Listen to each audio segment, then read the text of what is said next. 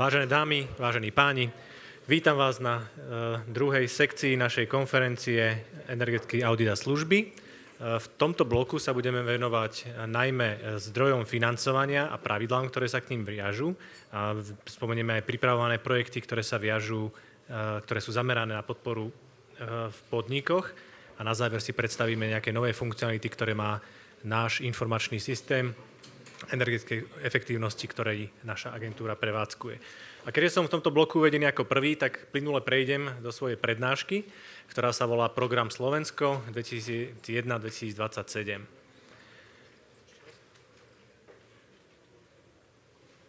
Ako iste viete, všetky operačné programy, ktoré momentálne dobiehajú, nahradí pre to budúce obdobie iba jeden program, ktorý už nie je operačný a volá sa Program Slovensko.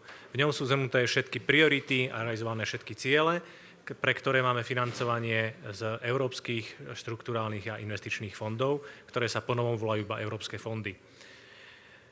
Naša agentúra je implementačnou agentúrou pre fondy, to iste viete z predchádzajúceho obdobia a inak tomu nie je ani v tom nasledujúcom období.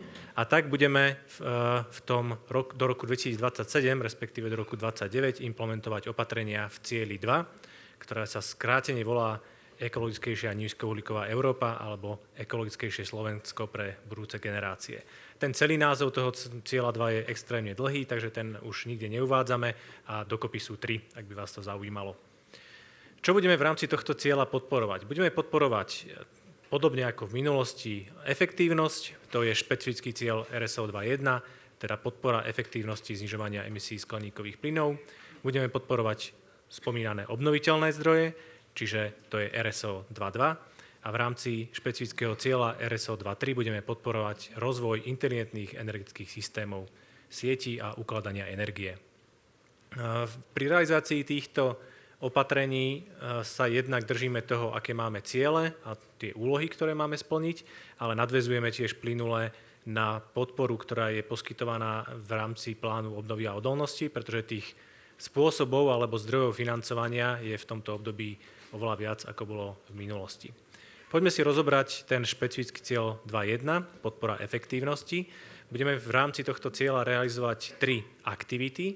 Tá jedna je zlepšovanie efektívnosti v podnikoch, potom nasleduje znižovanie náročnosti budov, v tomto kontexte myslené ako verejné budovy, a 2.1.3 je podpora rozvoja regionálnej a lokálnej energetiky. Efektívnosť v podnikoch sa v zásade nemení, ale čo sa mení je tá cieľová skupina. Kým v minulosti sme podporovali najmä podniky, teda iba podniky, ktoré boli podľa SKN zaradené do priemyslu alebo služieb nadväzujúcich, tak v tomto novom období budeme poskytovať podporu všetkým podnikom bez sektorového obmedzenia, pričom sa bude uplatňovať isté obmedzenie najmä v súvislosti s podporou pre poľnohospodársky sektor.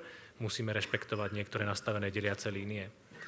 Prioritou pre Európsku komisiu bolo najmä, aby sme podporovali malé a stredné podniky, ktoré jednak boli identifikované ako najviac zasahnuté krízou, či už covidovou alebo energetickou, ale prirodzene bude podpora poskytovaná aj veľkým podnikom, čiže prijímatelia budú môcť byť aj veľký podnik. Oblasti podpory v rámci tejto aktivity budú v zásade 3. Budovy, technologické zariadenie a dopravné prostriedky, teda presne tak, ako ich máte hodnotiť aj v rámci energetických auditov, pretože sa bude pri tej podpore vychádzať aj z auditov.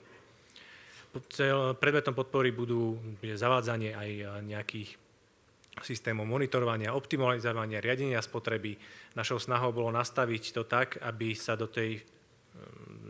toho príspevku k plneniu cieľa zmestili aj opatrenia, ktoré možno nemajú priamy dopad na zníženie spotreby, ale prispievajú k tomu nepriamo. Takže aj tieto systémy a sledovanie spotreby bude oprávnené. Oprávnené budú tiež všetky prípravné projektové práce, v prípade, že to nebude v rozpore s pravidlami štátnej pomoci, a tú deliacu líniu s poľnohospodárstvom som už spomínal, čiže tam môže byť nejaké vymedzenie pre určité podniky. Toto je tabuľka alokácie, neviem, či to vidíte dobre čítať, každopádne bude k dispozícii v rámci zverejnenej prezentácie. Pre dopytovo orientovanú výzvu máme k dispozícii spolu viac ako 42 miliónov eur. Môžete si všimnúť, že je tam alokácia aj na viac rozvinutý región a budeme tiež podporovať realizáciu týchto opatrení prostredníctvom finančného nástroja, kedy poskytneme alokáciu Slovenskému investičnému holdingu a on v spolupráci s bankami pripraví grantovú schému alebo teda zvýhodnené úvery s grantovou zložkou. 2.1.2 je znižovanie energetickej náročnosti budov. Tu sa ešte trošku pristavím. Keď obnovujeme budovu, tak častokrát navrhujeme aj využitie obnoviteľného zdroja energie. Ak ste si mohli všimnúť na začiatku, tak je dosť prísne koncentrovaná tá pomocná efektívnosť na obnoviteľné zdroje. Európska komisia to tak vyžaduje.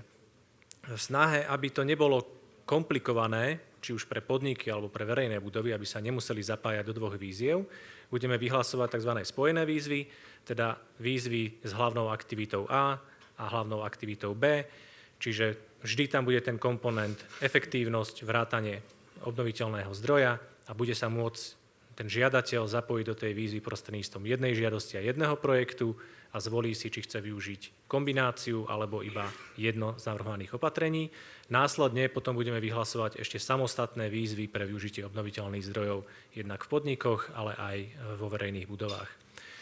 Pri verejných budovách sa bude uplatňovať minimálne stredná úroveň budovy a to je úspora 30 až 60 primárnej energie. Avšak s cieľom podporiť čo najvyššie dosahované úspory a čo najlepšie projekty bude intenzita podpory zohľadňovať úsporu primárnej energie. Pri verejných budovách v zmysle stratégie financovania môžeme financovať tieto projekty až do 100%, teda bez kofinancovania zo strany prijímateľa, ale na to, aby dostali tých 100%, tak budú musieť šetriť 60% a viac. Keď ušetria trošku menej, tak sa to o 5% zníži, čiže budú to kofinancovať oni 5% a takto postupnosťou krokov až do tých 30%. Súčasťou obnovy môžu byť aj prvky na ochranu biodiverzity, prvky zelenej infraštruktúry, ale tiež debarierizačné opatrenia a zavádzanie takisto rôzneho manažmentu a merania. Opäť je to nastavené cez dosť štedro dimenzovaný value for money ukazovateľ, čiže sa zmestia približne 20-30% výdavkov môže byť na tie opatrenia, ktoré nemajú priamy dopad na efektívnosť a stále sa zmestia do toho limitu pre výdavkový strop. Tu je už rozpis alokácií. Opäť sa bude podpora poskytovať v menej rozvinutom regióne aj v viac rozvinutom regióne, to znamená na Bratislavskom kraji. Na tú podporu je viac ako 130 miliónov. Takou novinkou v rámci programu Slovensko je uplatňovanie regionálnej pomoci alebo regionálneho princípu. To sú špecifické výzvy pre projekty integrovaných územných investícií alebo investícií udržateľného mestského rozvoja.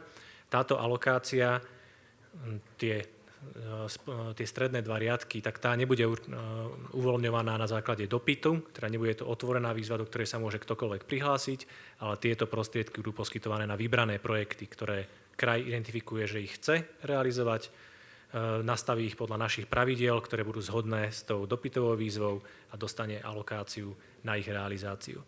Opäť je tu položka alebo nejaká časť alokácie pre finančné nástroje, čiže zase budú prostriedky poskytnuté cez Slovenský investičný holding.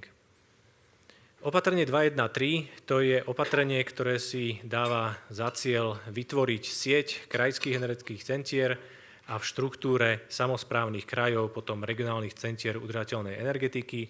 V rámci tohto opatrenia máme dva národné projekty. Jeden sa volá Kapacity pre regióny a druhý bude financovať rozšírenie informačného systému energetickej efektívnosti pre potreby regionálneho plánovania.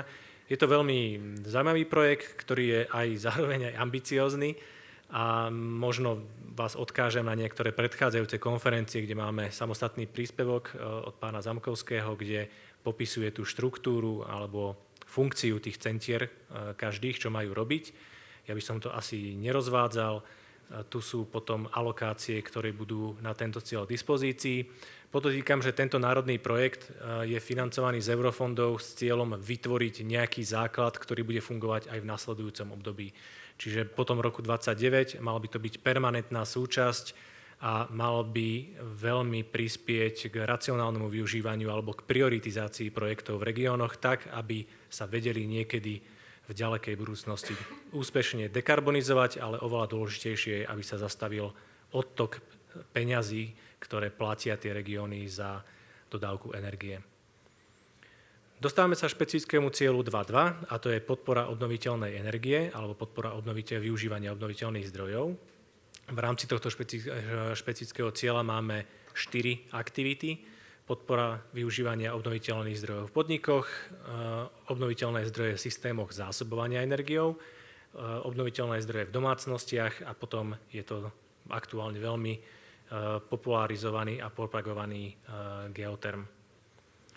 Podpora využívania OZE v podnikoch, ako som už spomínal pri tých verejných budovách, aj táto výzva bude kombinovaná s efektívnosťou, čiže bude jedna žiadosť, jeden projekt, samozrejme s oddelenými rozpočtami, aby sa to dalo rozlíšiť.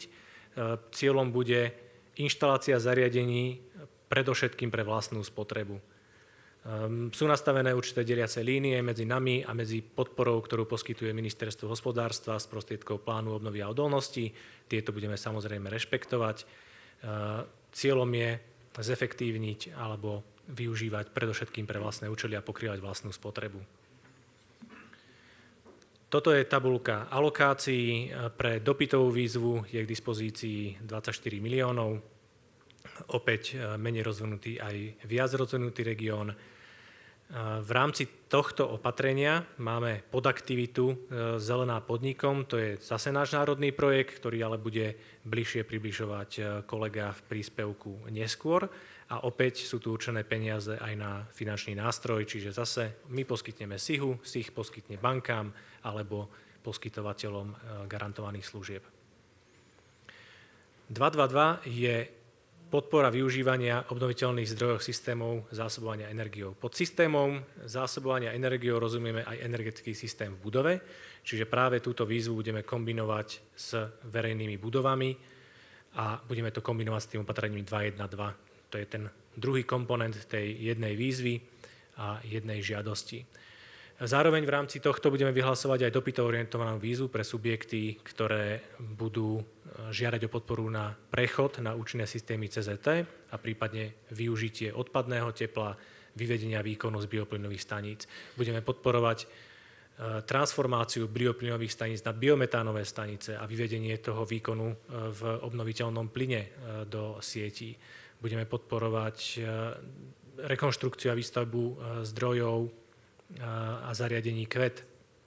Čiže je tam dosť široká paleta podpory. Zároveň budeme podporovať aj tie opatrenia, ktoré možno iba súvisia, čiže to sú rôzne systémy monitorovania, optimalizácie a riadenie, vrátanie uskladňovania energie. Tu je alokačná tabuľka. Máme v tom prvom riadku alokáciu pre obnoviteľné zdroje vo verejných budovách, čiže k tej alokácii na efektívnosť pribudne týchto 10 miliónov na obnoviteľné zdroje ako súčasť tej jednej spojenej výzvy. Na dopytovo orientovanú výzvu máme 114 miliónov a na výzvy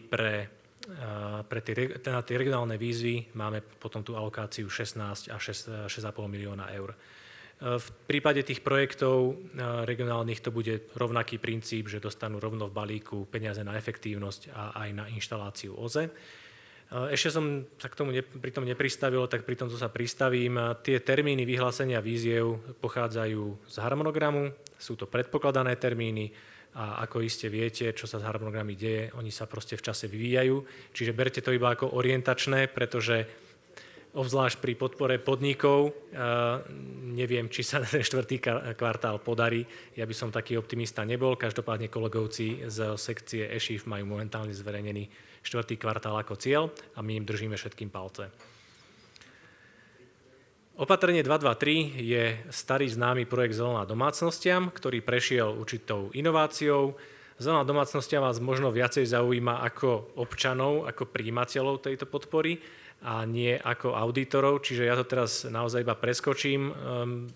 Zelená domácnostiam je doslova projekt na spadnutie a už čoskoro sa ako občania dozviete prostredníctvom komunikácie od nás k vám a z médií čo s týmto projektom bude. Čiže ak by sa vás niekto pýtal, alebo vy sa zaujímate, tak stačí vydržať a už čoskoro informácie budú uvoľnené, čo je mimochodom naše obľúbené slovné spojenie.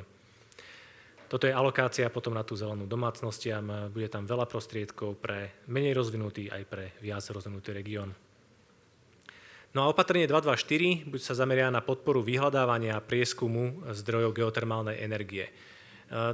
Obdobná snaha je realizovaná aj s prostredníctvom programu Slovensko, ale s prostriedkou Fondu spravodlivej transformácie, kedy samotné MIRI vyhlasuje výzvu pre geotermálny zdroj Ďurkov a cieľom tohto opatrenia alebo tejto aktivity je predovšetkým vyhľadávanie, ale s cieľom využitia.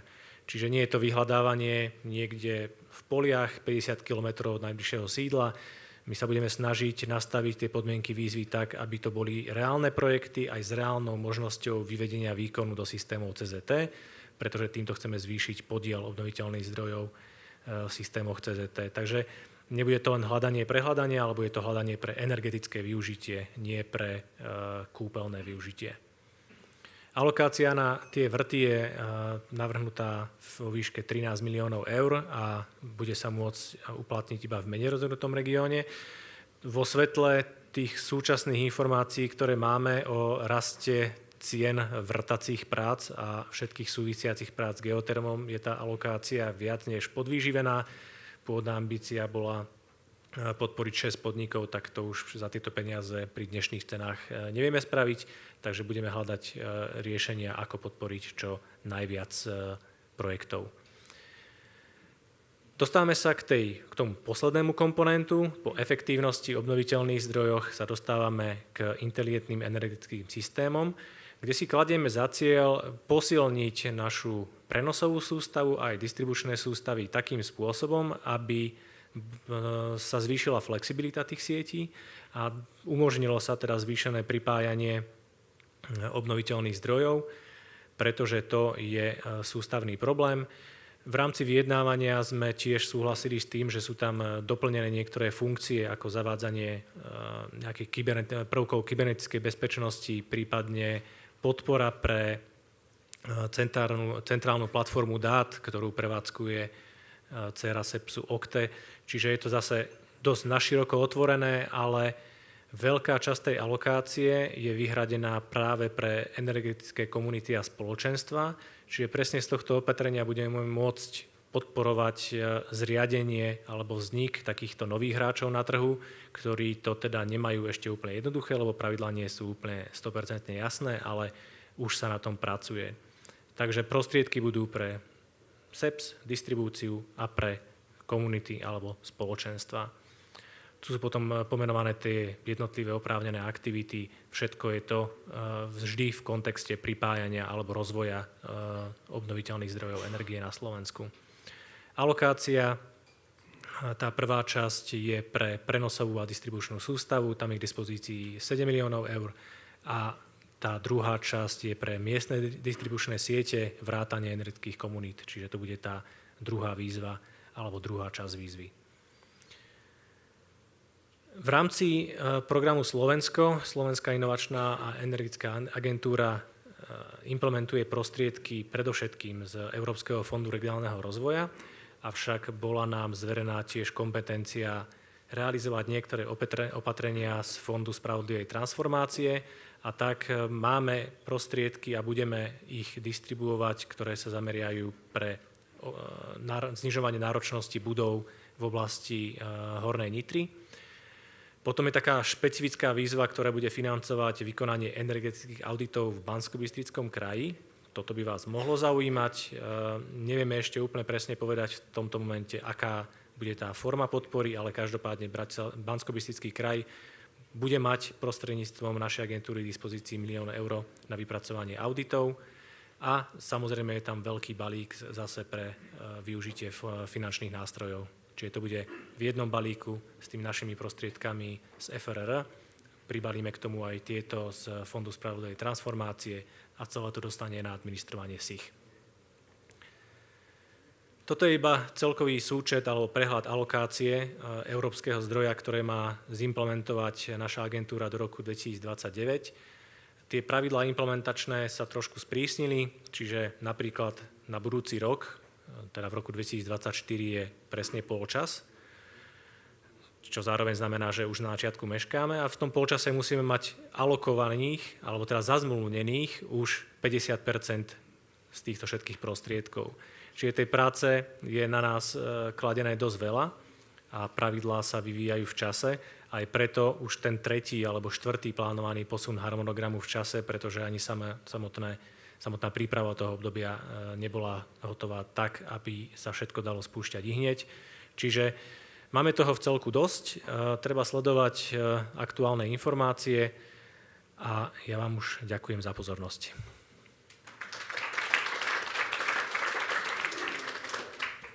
Ďakujem za pozornosť a keďže som aj moderátor tejto sekcie, tak okrem toho, že som sa uviedol a povedal prvý príspevok, tak už teraz privítam môjho kolegu pána Mateja Veverku, ktorý vám predniesie príspevok o tom projekte podpory obnoviteľných zdrojoch v podnikoch a teda predstaví vám národný projekt Zelená podnikom. Nech sa páči.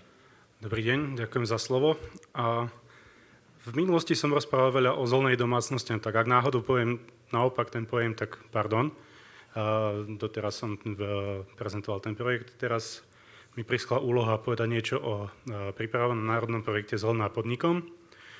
Ako už bolo povedané, financovanie tohto projektu je z programu Slovensko, to už nebudem opakovať, to kolega pred mnou povedal, opatrenie 221. Jedná sa o národný projekt Zelená podnikom, kde budú poskytované poukážky na inštaláciu obnoviteľných zdrojov malým a stredným podnikom. Častokrát sa stretávali v predošlom projekte Zelená domácnosť kolegovci s tým, že nevedeli podporiť rôznych malých podnikateľov, keď mali prevádzku v rodinnom dome napríklad, alebo nemohli byť podporovaní malí podnikateľa, či to bol nejaký penzión, alebo to bol drobná pekáreň, alebo niekto menší, kto sa nevedel zaradiť do dopytovo orientovaných výziev a nemal administratívne podkutých zamestnancov, aby vedeli na tie výzvy reagovať, tak sme vytvorili teda takúto možnosť podpory obnoviteľných zdrojov energie pre podnikateľov. Aká je predbežná schéma, na ktorej pracujeme a akým spôsobom sa môžu teda dostať k financiám na inštaláciu obnoviteľných zdrojov energie podnikateľa? Prvým krokom bude vypracovanie energetického auditu, aj preto sme tu a preto o tom hovoríme. Bude sa jednať o účelový energetický audit, bližšie na ďalších slajdoch. Následne teda podá podnik žiadosť o vydanie poukážky po overení splnenia podmienok z našej strany, že či je to oprávnený žiadateľ a či sú splnené všetky podmienky, ako budú kladené na ten projekt. My ako agentúra vydáme poukážku a spolu s podpisom zmluvy o poskytnutí poukážky dostane ten podnik, už som zase chcel povedať domácnosť, podnik dostane poukážku a bude môcť začať s inštaláciou zariadení. Následne, keď bude zariadenie nainštalované, nás požiada o preplatenie poukážky a my znova po overení, či nainštalovali to, čo nainštalovať mali a či nainštalovali správne, preplatíme tú poukážku. Malo by sa teda jednať o oveľa jednoduchší proces, ako je pri nejakých veľkých dopytovo orientovaných výzvach. Mali by to teda tí podnikatelia zvládnuť a mohli by sa dostať k podpore obnoviteľných zdrojov jednoduchšie. Čo sa týka toho energetického auditu, bude na vypracovanie auditu poskytovaný príspevok v rámci tohto národného projektu a bude vypracovaný pred podaním žiadosti o príspevok, aby vedeli, aký zdroj majú si žiadať, čo sa im oplatí inštalovať v tom podniku a ten energetický audit má byť účelový, nemusí byť teda na celý podnik, len na tú formu energie, ktorá má byť nahradená obnoviteľným zdrojom energie.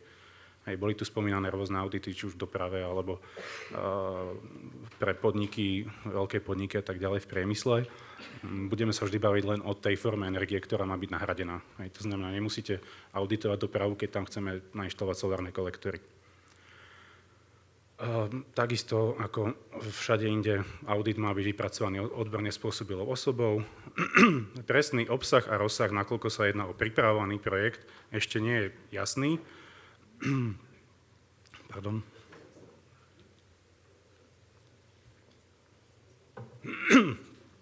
Presný rozsah teda bude určený v usmernení, ktoré vydáme ako súčasť dokumentácie k projektu. Boli tu spomínané nejaké kvartály, kedy by mal byť ten projekt vyhlásený.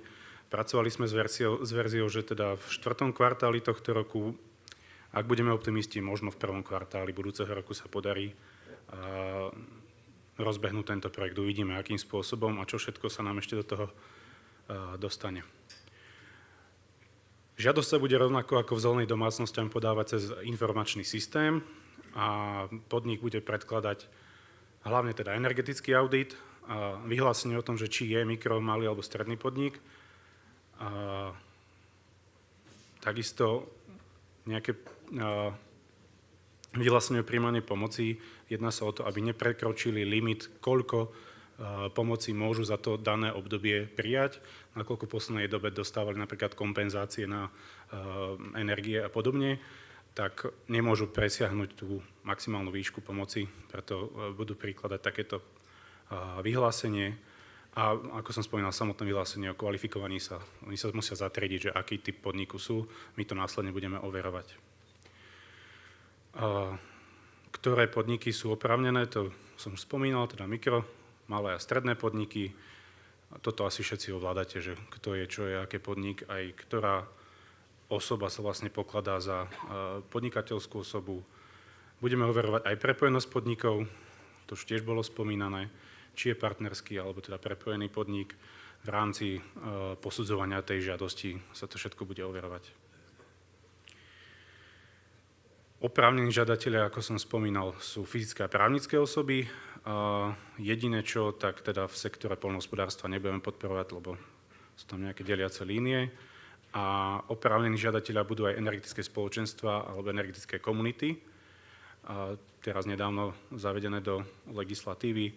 Akým spôsobom, to sa ešte uvidí. Dobre. Predmetom podpory, tak ako v zelenej domácnosti, budú fotovoltické panely, solárne kolektory, vypadli kotly na biomasu, tam ešte nie je úplne jasné, akým spôsobom by mohli byť podporované. Budú podporené tepelné čerpadlá a veterné turbíny v rámci teda tých podnikov. Všetky zariadenia budú musieť spĺňať podmienky tzv. DNSH, to znamená výrazne je narušiť.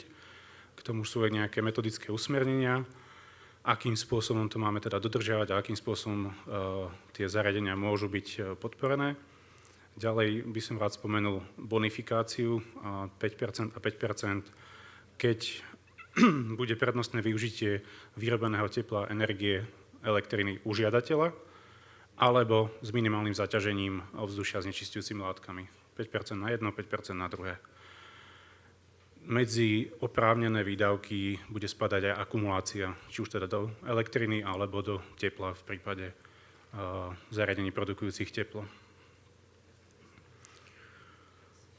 To zariadenie, ktoré bude v energetickom audite navrhnuté ako vhodné, potom ako bude vydaná poukážka, musí byť do 6 mesiacov nainštalované a v tej istej lehote musí byť predložená aj žiadosť o preplatenie poukážky na toto zariadenie, aby sa nám potom nekumulovali zbytočne vydané poukážky a nedojde k realizáciám z niektorých poukážok.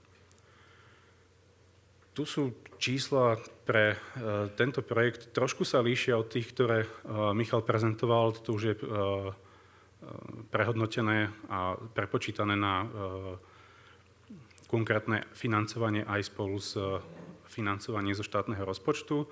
Na menej rozvinutý región je to viac ako 44 miliónov, na viac rozvinutý región viac ako 22, spolu viac ako 66 miliónov na obnoviteľné zdroje pre podnikateľov. Základná intenzita pomoci pre zariadenia bude 35% a na ten energetický audit 45% oprávnených výdavkov z auditu. Na všetky tie zariadenia budeme vypracovať nejaké merné čísla, merné náklady na inštaláciu, aby sme vedeli povedať, že áno, takýto veľký projekt môže byť financovaný do takejto miery, aby tam nevznikali potom nejaké diskrepancie, že chce niekto viac peňazí na malý projekt a podobne, tak budú stanovené merné čísla, aby sme vedeli stanoviť výšku tých poukážok. Maximálna výška bude stanovená na základe nejakých tých štúdí, čo teraz vypracovávame. Zariadenia na výrobu elektriny budú obmedzené do výkonu 250 kW, viac sa bude podporovať z iných schém. A toto je veľmi dôležité číslo. Maximálna výška príspevku na jedno IČO malého stredného podniku bude 70 000 eur. Nemusí to vyčerpať naraz, môže to čerpať postupne, môže čerpať na jedno zariadenie najskôr časť a potom si na nejaké ďalšie zariadenie znova dočerpať ďalšiu časť, alebo to proste v nejakom prípade vyjde celá tá čiastka na jedno zariadenie. To už je na tom, ako identifikuje auditor v audite požiadavky a tak, aby sa splnili tieto požiadavky, aby vyšlo financovanie pre danú poukážku. V prípade, že by teda podnik dostal príspevok 70 000 eur, tak na celý ten projekt v tom podniku by išlo 155 000 a teda tých 85 by musel dať z vlastných zdrojov malého stredného podniku. Ďalšie podmienky, už som spomínal, že môže požiadať v jednej žiadosti o viaceré zariadenia, či už to bude napríklad fotovoltika a solár alebo nejaké iné kombinácie vhodných opatrení. Môže podať viacero žiadostí, ak v priebehu obdobia v rámci nejakej inej prevádzky toho IČA alebo niečo iné zistí, že aj tam sa dá identifikovať a náhodou ešte nemal prostriedky na celú tú inštaláciu, tak môže po častiach, až teda do tej maximálnej 70 000 výšky. Už som spomínal tú zelenú domácnostiam, tak na rozdiel od toho projektu nebudú vytvárané zoznamy ani zariadení, ani zoznam zhotoviteľov, aby sme nejakým spôsobom nelimitovali podnikateľov, že môžete dodávať len tieto typy zariadení, alebo môžete uzatvárať zmluvy len s týmto zoznamom zhotoviteľov. Je to na tých podnikateľoch, aby si uzatvorili svoj obchodný vzťah s tým, s kým chcú obchodovať a ten im dodá ten obnoviteľný zdroj. A schéma minimálnej pomoci bude vytvorená, áno, na tej sa ešte aktuálne pracuje, nie je ešte úplne jasné, ako presne to pôjde, takže tam bližšie informácie, keď bude vyhlásený projekt, bude jasná tá schéma minimálnej pomoci a bude možné poskytovať štátnu pomoc aj podľa nariadenia o skupinových výnimkách. Čo sa týka tých výhod celého toho projektu, teda okrem toho, že sa dostanú k obnoviteľným zdrojom aj tí, ktorí nemohli v rámci zelenej domácnostiam alebo nevedeli v rámci veľkých víziev získať podporu, tak nebude potrebné vyhotovať tzv. Veľký projekt, že áno, chcem požiadať a bude to nejaká veľká výzva. Nie, je to celé zjednodušené. A už sa to stalo. Podnikatelia budú vedieť, aký obnoviteľný zdroj si majú nainštalovať na základe výstupu z auditu. Že to nebude v porovnaní s tými domácnostiami len na základe nejakého inzerátu v novinách, dajte si 10 kW fotovoltiku, tak on si ju kúpi, nehľadec na to, či ju využije alebo nie. Tu z toho auditu vyjde jasne, áno, vie využiť taký a taký potenciál, toľko si nainštaluje, bude to veľkým prínosom a tým vynechaním zoznamu zariadení budú mať väčšiu možnosť voľby, ako som už spomínal. To je asi všetko zatiaľ, čo k tomuto projektu vieme povedať, lebo je v príprave. Keď sa podarí niekedy začiatkom roka, dúfajme, pripraviť, rozbehnúť tento projekt, tak budeme určite informovať ďalej na ďalších fórach, ale zatiaľ asi toľko. Ak nejaké otázky, tak predpokladám, že na konci bude diskusia. Ďakujem.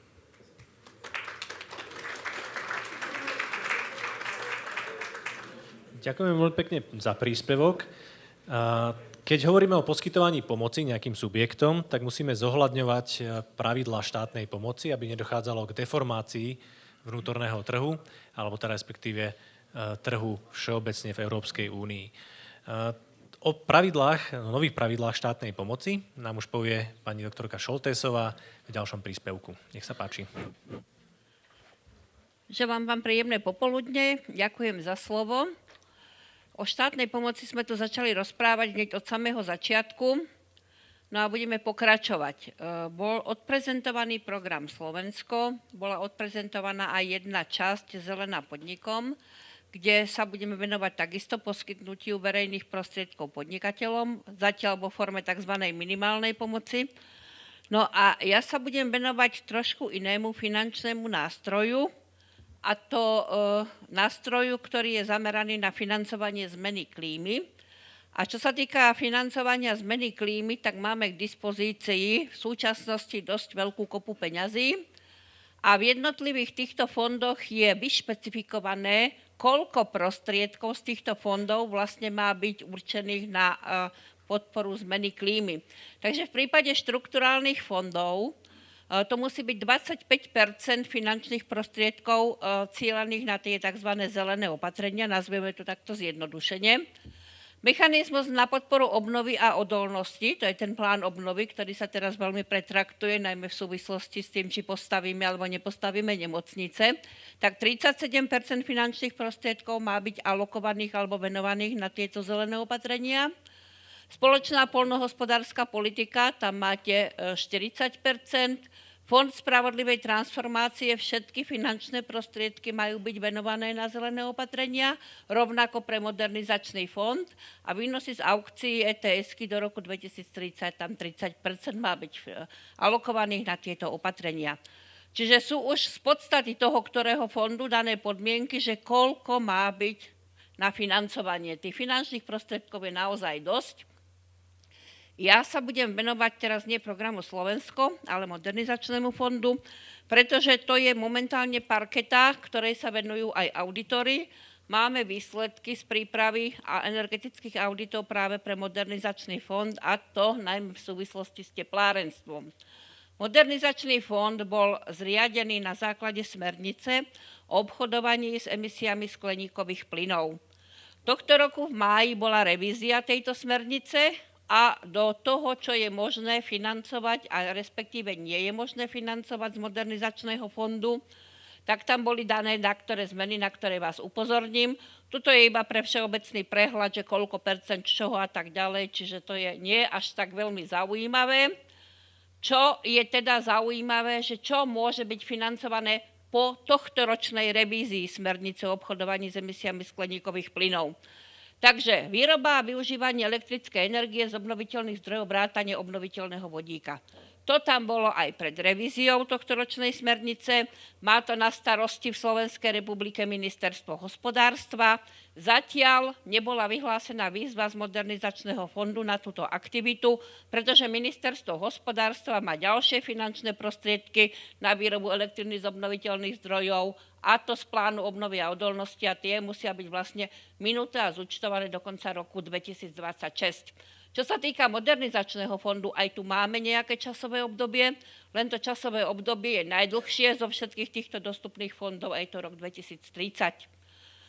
Takže ďalej, čo bolo doložené v rámci tohto ročnej revízie, vykurovanie a chladenie s využitím energie z obnoviteľných zdrojov. To bude, hneď poviem k tomu. Paradoxne, všelijaké tieto preklady tých smerníc, nariadení a podobne prinášajú rôzne možné komické situácie, pretože vidíte, že tam mám prečiarknuté elektrickej energie. Čiže tak, ako je to tam regulárne napísané, tak by mohlo byť podporované iba výroba tepla prostredníctvom elektriny z OZE. Ono to nie je pravda, lebo v pôvodnom anglickom znení alebo aj v českom znení tamto slovo elektrické nie je. To tam nejaký prekladateľ vložil a takýchto chýb v ostatnom období vzniká strašne veľa. Tým, že sa to rýchlo prekladá aj v súvislosti s novými pravidlami štátnej pomoci, predtým, než sme videli posledné znenie nariadenia, tak sme upozorňovali na nejaké chyby. No proste robí sa to rýchlo, horúcou ihlou. A nie len u nás sa robia prúsery v legislatíve, ale aj v Bruseli. Tak to ja myslím, že to bola chyba. Hej? Že väčšinou sa hovorí o elektrine a všetko chceme mať elektrické, tak osobne si myslím, že to bola chyba, že nie účel. Samozrejme, keď narazíme na niečo takéto, aj v minulosti sa nám to stalo pri kombinovanej výrobe, upozorňujeme na to a teda urobí sa potom oprava. Hej? Takže áno, v rámci modernizačného fondu bude podporená aj výroba tepla z obnoviteľnej energie. To ale znamená, že musí byť spravená schéma štátnej pomoci a okrem toho musia byť dohodnuté postupy s Európskou investičnou bankou. Čiže nie je to také jednoduché, ako sa to na prvý pohľad zdá. Už v podstate tohto roku bola pripravená schéma štátnej pomoci práve na výrobu tepla z obnoviteľnej energie, ale tým pádom, že Európska investičná banka vlastne zasadá dvakrát a to zasadnutie bolo v októbri, jednoducho nebolo to stihnutelné. Takže zatiaľ, pokiaľ sa bude podporovať výroba tepla z obnoviteľnej energie, prvé bude z programu Slovensko.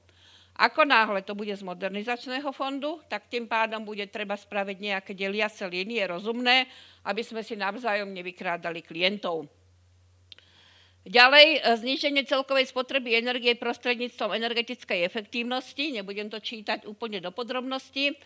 Toto bolo aj pred revíziou a v podstate bude to aj v rámci tejto revízie opätovne k dispozícii.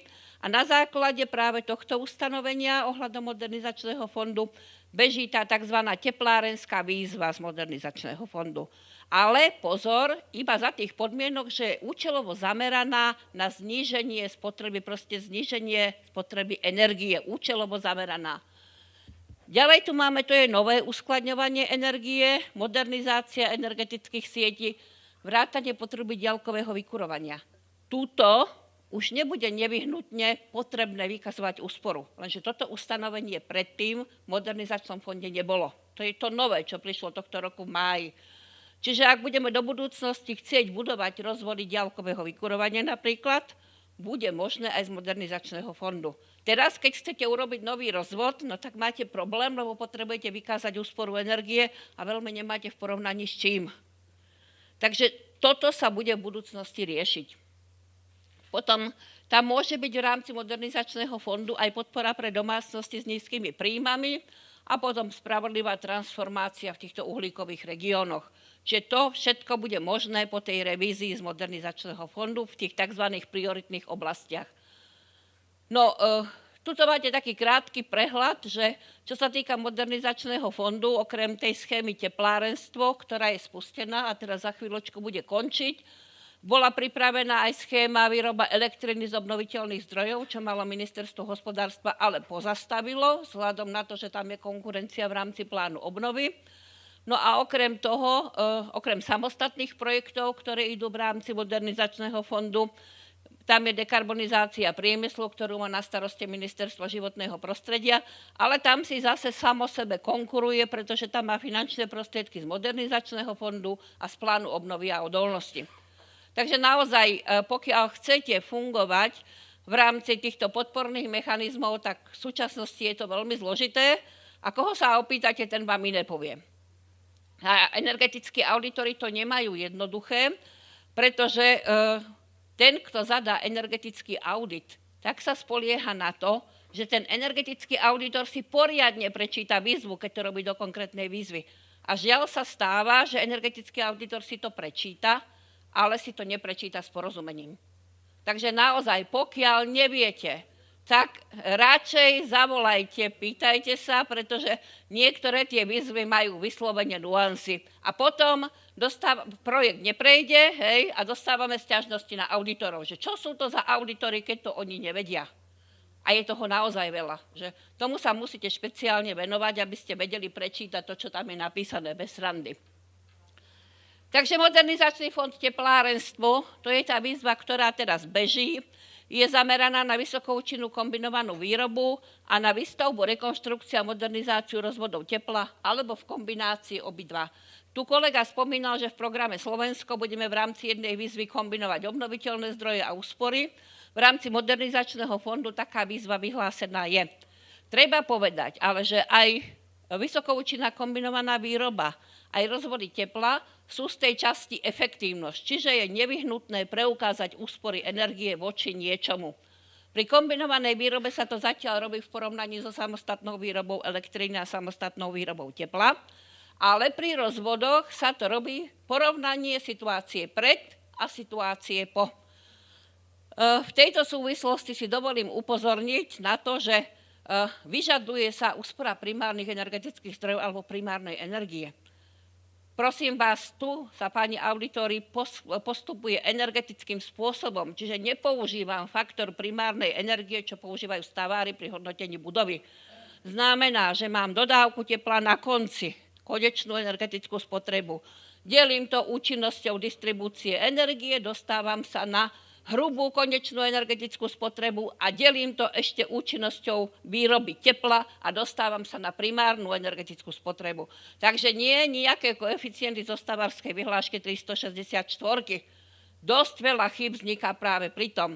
A treba si uvedomiť, že keď mám teplo na vstupe do rozvodu a mám potom primárny energetický zdroj na začiatku reťazca, že tej energie na začiatku reťazca je viacej a toho tepla je trošku menej, lebo sa to prepočítava na celkové investičné náklady a teda niekedy vychádzajú house numerá. Čiže robím na tomto modernizačnom fonde ako garant, hoci naša agentúra to nemá na starosti, implementuje to Envirofond, ale robíme im odborného garanta, takže dostávajú sa mi do ruky také house numerá, že mi vlasy dúbkom stávajú. To je fakt, hej, no. Dobre, to bez komentára, len som chcela proste upozorniť, že faktory primárnej energie sú rôzne. Iné sú v energetike a iné sú v stavebníctve. Bohužiaľ, je to tak. Kompetenčný zákon v tejto republike máme tak nastavený, že za energetickú efektívnosť všeobecne zodpovedá ministerstvo hospodárstva, ale to, čo je nižšie budovy, za to zodpovedá ministerstvo dopravy. V iných krajinách to tak spravidla nebýva, že býva to pod jednou strechou. Ale dobre, možno, že nastane nejaká zmena, uvidíme, necháme sa prekvapiť. Tuto v rámci tohto hodnotiaceho kola je posledný 31. október a to je vlastne posledná investičná podpora na Slovensku viac menej reálna pre vysokoúčinnú kombinovanú výrobu na báze zemného plynu, hoci aj tá je už teraz touto výzvou obmedzená. Pretože ideme do nových pravidiel štátnej pomoci. Tie tzv. Blokové výnimky, o ktorých ste počuli a ktoré sa používajú pri poskytovaní štátnej pomoci, nastala zmena tohto roku, no a tá zmena je dosť významná práve v tejto časti zelených opatrení. Pre vysokoúčinnú kombinovanú výrobu elektriny a tepla ste boli zvyknutí, že sa robil kontrafaktuálny scenár. Tak ten po novom bude odpadať. Nebude sa robiť kontrafaktuálny scenár, čiže budete dostávať percentá z celkových nákladov na vysokoúčinnú kombinovanú výrobu elektriny a tepla.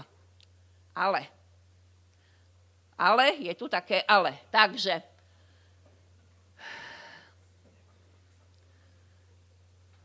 vrátim sa, počkajte, či tu mám tu tie percentá? Nemám tieto percentá. Tu proste je to vyňaté z notifikácie. Ďalšie nové ustanovenie sa týka akumulácie tepla, pretože akumulácia tepla doteraz bola tak trošku zašmodrchaná.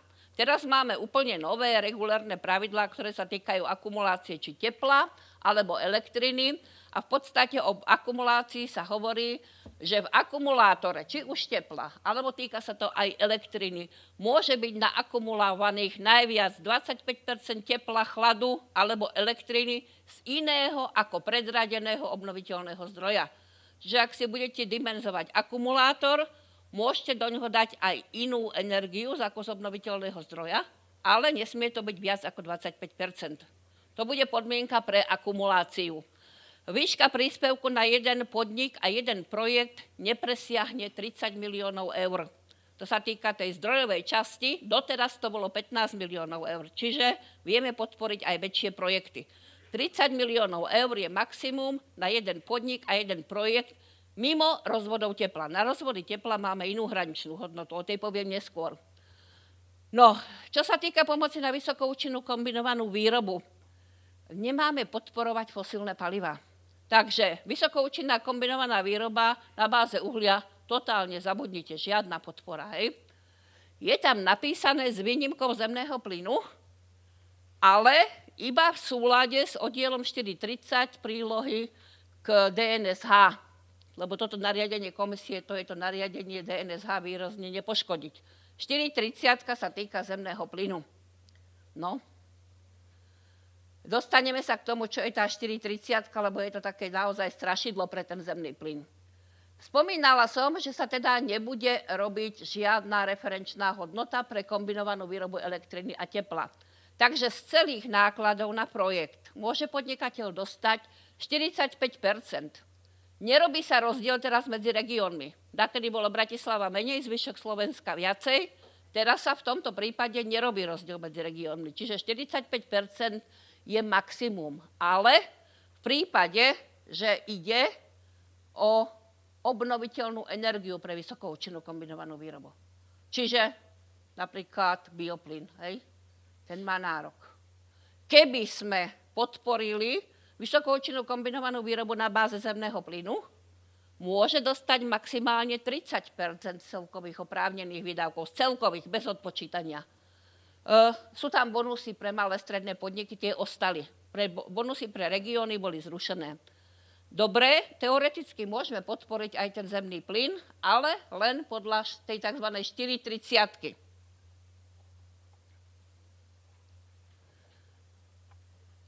Pozor, máme jednu možnosť, ale tá sa netýka zemného plynu, tá sa týka v podstate vysokoúčinnej kombinovanej výroby na báze obnoviteľných zdrojov. Intenzita pomoci môže dosiahnuť až 100%. Môže dosiahnuť až 100% v prípade, že sa rovná konkurenčné ponukové konanie, čiže vyhlási sa verejná súťaž, v ktorej v podstate zjednodušene povedané je, že ktorá megawatt hodina je najlacnejšia, tá vyhráva. Čiže je to možné pre modernizačný fond takéto vyhlásiť, len asi v ďalšej prvej výzve sa toto realizovať zrejme nebude.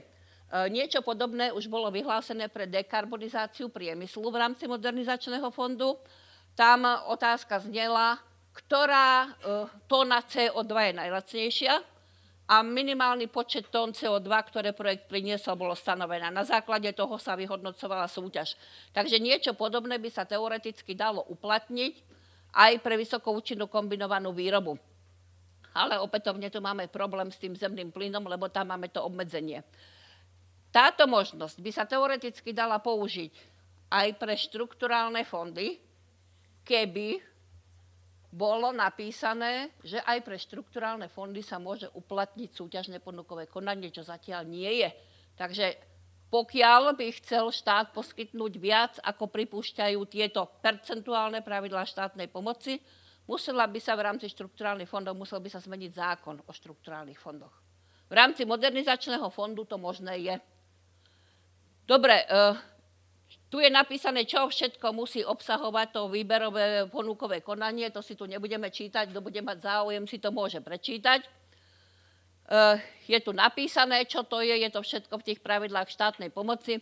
Ja vám chcem teraz skôr ukázať tú 4/30, ktorá sa týka zemného plynu, lebo tá sa všeobecne vzťahuje, či na úspory zemného plynu, vôbec všeobecne. Takže môžeme postupovať dvojakým spôsobom, pozrieť sa na to, či zemný plyn môže byť alebo nemôže byť podporený. Je tá možnosť A, že emisie sú menej ako 100 gramov ekvivalentu CO2 na 1 kWh energetického výstupu kombinovanej výroby. No, čo si môžete rovno povedať, že neprichádza do úvahy. Hej? Ne, to sa nedá jednoducho dosiahnuť. Čisto so zemným plynom nie. Ďalšia možnosť je toto B, lenže v prípade B musia byť splnené všetky tieto podmienky, ktoré sú tu uvedené. Čiže činnosťou sa dosahujú úspory aspoň 10% v porovnaní so samostatnou výrobou. Dosiahnete aj pri tých malých. Normálne sa teraz hovorí, že vysokoúčinná 10% musí byť iba pre veľké zariadenia. Túto to sprísňuje a hovorí sa, že aj pre tie malé zariadenia. Ale to dosiahnete pri motoroch bez problémov. Priame emisie sú nižšie ako 270 gramov ekvivalentu CO2. Keď je celková účinnosť zariadenia okolo 83%, dá sa to dosiahnuť. To sú priame emisie pri prevádzke. Hej? Energiu alebo chlad, ktoré sa majú nahradiť, nemožno vyrobiť z obnoviteľných zdrojov. No ešte aj to sa dá obkecať, povedzme si rovno. Hej? Ale problém je potom, kde máme ten, to červeným. Nahradenie vedie k zníženiu emisí skleníkových plynov aspoň o 55% na kWh výstupnej energie. No čo, keď tam máte plynový kotol teraz a chcete tam dať kogeneračku, ani to nesplníte. Jedine toto by splniteľné možno bolo, keď nahrádzate uhlie. V tom prípade by to možno bolo splniteľné. Ak máte uholné kotly, tak v tom prípade by to možno bolo splniteľné. Čiže suma sumárum si povedzme, Kto teraz nestihne 31. október s plynovými kogeneračkami, no tak už dostane iba v prípade tam, kde máte teraz uhlie. To je praktický výstup z celého tohto, hej? Úplne otvorene to hovorím a okrem toho nesmie sa zvýšiť výrobná kapacita zariadenia a tak ďalej. Takže jedine náhrada existujúceho uhlia plynovými kogeneračkami.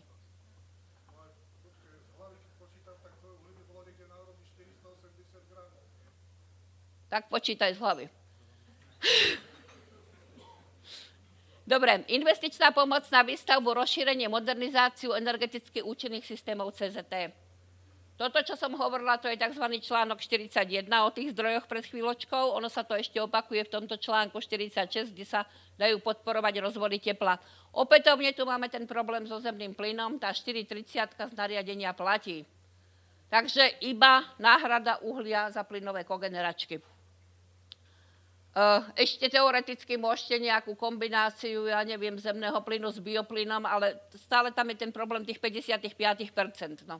Čiže ako náhle ideme do zemného plynu, tak nás tam straší, lebo to prvé Ačko nedosiahneme, tých 100 gramov, to je nereálne, a to druhé za nejakých, keď sa trošku poťaháme za uši, v nejakých výnimočných prípadoch možno. Rozvody tepla. No tam, dámy a páni, nastáva opätovne zmena. Pokiaľ sme boli zvyknutí na kontrafaktuálny scenár v prípade kogenerácie, teraz budeme mať kontrafaktuálny scenár v prípade rozvodov tepla.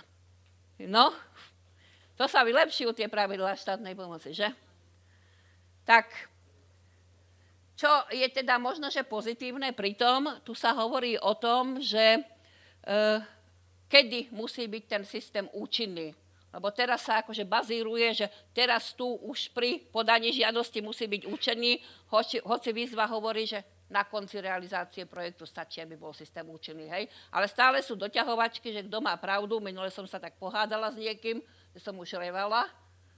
No ale jednoducho už aj toto podporuje, že nie hneď musí byť ten systém účinný, keď sa realizácia začína. Ak sa systém nestane plne energeticky účinným v dôsledku podporovaných prác na distribučnej sieti, dodatočná modernizácia potrebná na splnenie podmienok na to, aby spadali pod definíciu energeticky účinného diaľkového vykurovania a chladenia, musí byť na zariadenia na výrobu tepla alebo chladu začatá do 3 rokov od začatia podporovaných prác na distribučnej sieti. Čiže toto je trošku úľava, hej? Čiže začnem realizovať distribúciu a do 3 rokov po začatí musia byť začaté práce na zdrojoch. Asi takto. To je, hádam to jediné pozitívne na týchto nových pravidlách. Lebo tá úľava, ktorá prišla, že netreba kontrafaktuálne vysokoučinnú kombinovanú výrobu, zase akože nič veľa nepriniesla.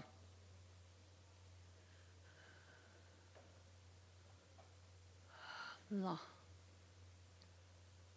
Toto sa opätovne hovorí to isté, čo som vám spomínala, hoci je to podľa iného článku blokových výnimiek, že zase na ten zemný plyn sa vzťahuje 430. No a teraz je tu špecifická požiadavka pomoc na modernizáciu akumulácie tepla a distribučných sietí, ktoré distribujú teplo a chlad, možno podporiť alebo poskytnúť len vtedy, ak sú splnené všetky tieto podmienky.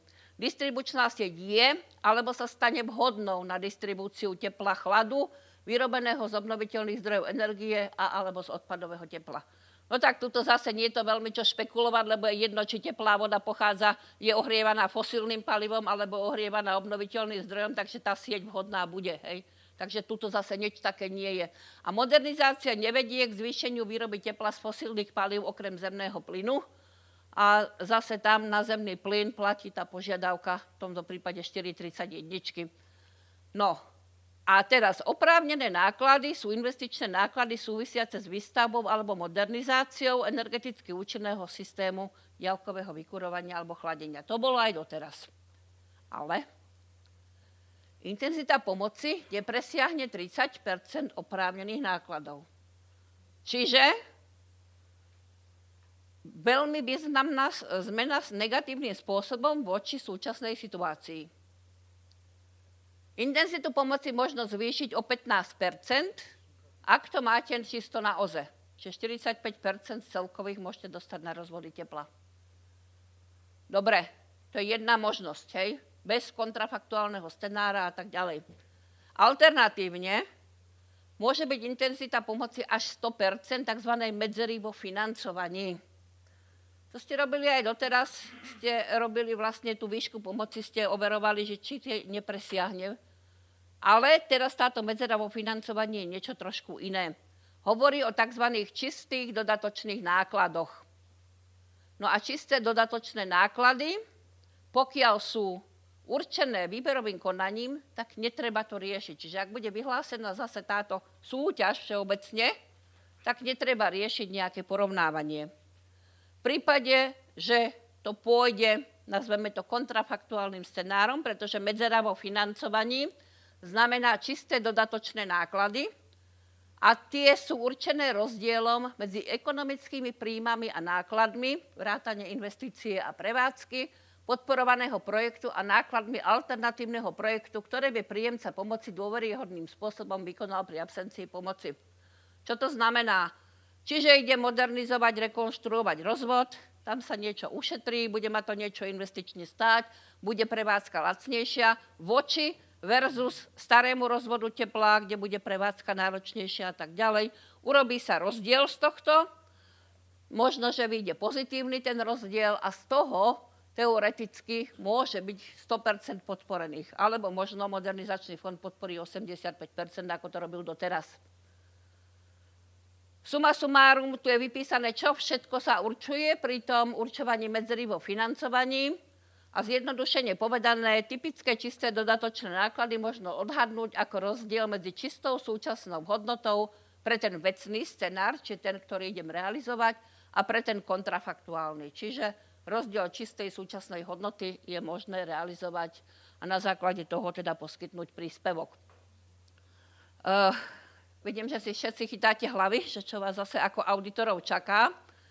Áno, je to proste totálny guláš. Hej. Všetci sme očakávali, že tieto zmeny pravidiel štátnej pomoci budú jednoduchšie. Áno, oni ich trošku zjednodušili v obnoviteľných zdrojoch energie a vo vysokoučinnej kombinovanej výrobe, ale v rámci týchto rozvodov tepla sme to zase raz pohnojili, asi tak, zjednodušene povedané. Možno jediná pozitívna informácia, ešte kolega tu spomínal zelenú podnikom a tam sa bude poskytovať nie štátna pomoc, ale tzv. Minimálna pomoc.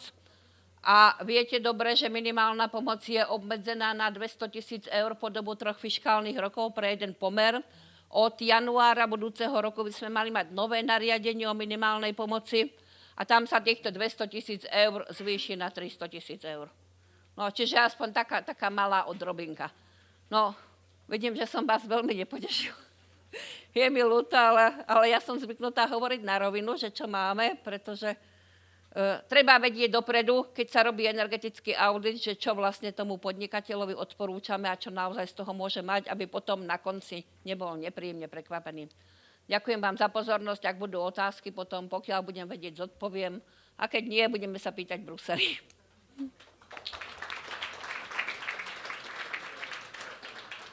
Ďakujeme veľmi pekne za príspevok. Videl som nejaké zdvihnuté ruky, tak môžete klásť otázky osobne po skončení tohto bloku, alebo použite prosím slajdov. Keď tam zadáte ten hashtag, ten kód číselný, tak môžete klásť otázky a oni sa nám budú postupne zobrazovať na monitore a tie, ktoré budú dobré, tak tie samozrejme zodpovieme. No a aby sme vás teda ešte trošku viacej potešili, tak teraz máme pripravený príspevok ako z pozície prevádzkovateľa systému monitorovania energetickej efektívnosti, lebo aj tam sú nejaké novinky.